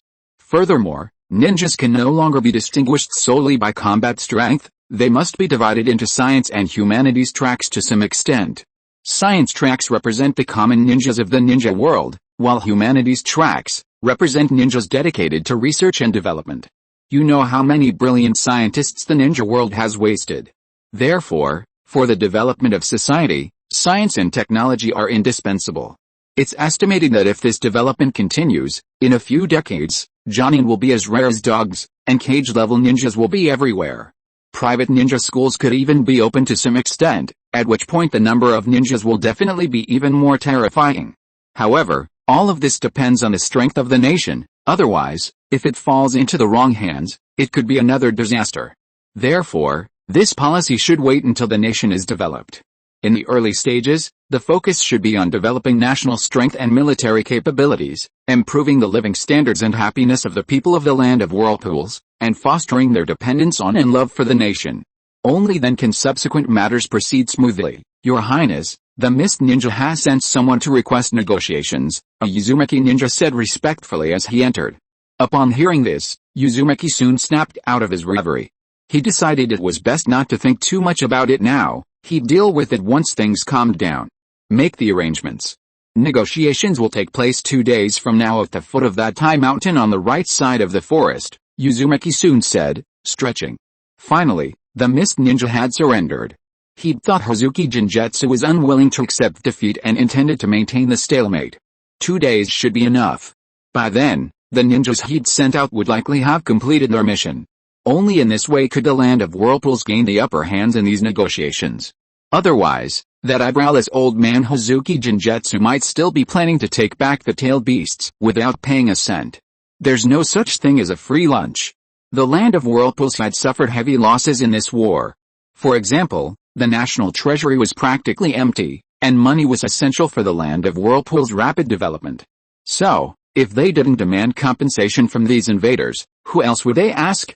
As for the Hidden Mist village also suffering huge losses, to the point that the village chief had to pawn his underwear, Uzumaki soon could only scoff and secretly glancing towards Konoha, saying, "What does this have to do with me? You can find someone else to compensate you." Yes. The Uzumaki ninja responded to Lord Tsun's order and withdrew. Uzumaki soon yawned, stood up, and muttered, "Now it's time to talk to the Senju clan." He wondered how well the elders were cultivating their relationship with the Senju clan. This is the first chapter. Yesterday, I was probably lazy, so there were very few recommendation votes. Please give me some support. New books need nurturing, and I need your support too. The next chapter will probably be a bit late. Today is my last day at my hometown, so please understand. Finally, this year's 4th day of the Lunar New Year can still be considered part of the New Year celebrations. Have fun, the holiday is almost over. Chapter 50 After Sales Service in the Land of Whirlpools. Is this the place? A ninja from the Uzumaki clan asked his teammate, looking at the massive waterfall in front of them. I guess so. Yuma rolled his eyes and said, I've never been to the land of waterfalls before. Located between the land of fire and the land of earth, surrounded by 4 countries, it's made up of many waterfalls, Koda said, frowning. Judging from the situation, this should be the place. Hey, how do you know that Prince Tsun has never left the land of Uzumaki? Of course, that's Prince Tsun. Ryu proudly raised his head and said, the future Uzumaki cage of Uzumaki village. You see, although the land of Uzumaki has ninja villages, no one calls themselves the Uzumaki cage. This is because of the difference in strength. Now that the Uzumaki clan has finally produced its own cage-level ninja, Uzumaki village will definitely become the 6th greatest ninja village in the future. Or even surpass the 6 great ninja villages. You know, Prince Tsun is only 7 years old now. Now, complete the mission seriously. Ryota said, frowning. This is a mission assigned by Prince Tsun. Yes, X3 should we ask someone? Yuma suggested. This is wartime. Ryota rolled his eyes. If 4 Jonin suddenly appear in another country, what do you think the Tokigakure ninja will do? What a terrible idea. They might be attacked before they even open their mouths. But we're here to deliver sealing techniques. Ryu said. As long as we make it clear, and we'll need to meet with a Tokigakure ninja later anyway, it's better to just show up now. That's true. Koda nodded. As long as we reveal ourselves openly and don't cause trouble, we should be fine. That made sense, but as ninjas, how could they put themselves in danger? Prince Tsun had already warned them before they left that every ninja village with a tailed beast might be an enemy of Uzumaki village. As the captain, he didn't want his team to be in danger. Besides, Uzumaki village was too weak. Once they found out he had sealing techniques, they might just try to steal them outright. Even though his sealing techniques were incomplete, would they believe him? It's better to just capture them and interrogate them ourselves than to believe the enemy. How about we disguise ourselves as Konoha ninjas? The hero thought for a moment, a mysterious smile appearing on his face as he winked. Anyway, the Uzumaki clan and Konoha were friends during the era. This method. Ryota narrowed his eyes immediately. Perhaps it'll work. They could just reveal their true identities when they met the leader of Takegakure. Uzumaki-jun guessed that, after their reckless journey, each team should have entered their assigned ninja village by now. After all, he had even given Takegakure a sealing technique. After all, they had introduced the Seven Tails, Chomei. As the self-proclaimed inheritor of Oshirima's balance and peace ideals, how could he watch other villages have Jinchuriki while Takegakure didn't? Besides, Takegakure was a pillar of the smaller ninja villages, how could they be without strength? At the same time, he also assigned a mission to the ninjas going to Takegakure, to recruit Kakuzu. Kakuzu, after all, is someone who claims to have fought the god of shinobi.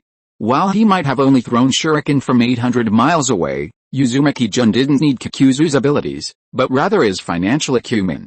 After all, as the treasurer of the #1 Yakuza organization in the ninja world, Kakuzu certainly has the skills. Otherwise, where would Konan's explosive tags come from? 600 billion of them. It was all earned by Kakuzu through his diligent work for the organization. Therefore, Kakuzu will be the future treasurer of the Land of Whirlpools. Otherwise, the person currently managing the national treasury is Sai.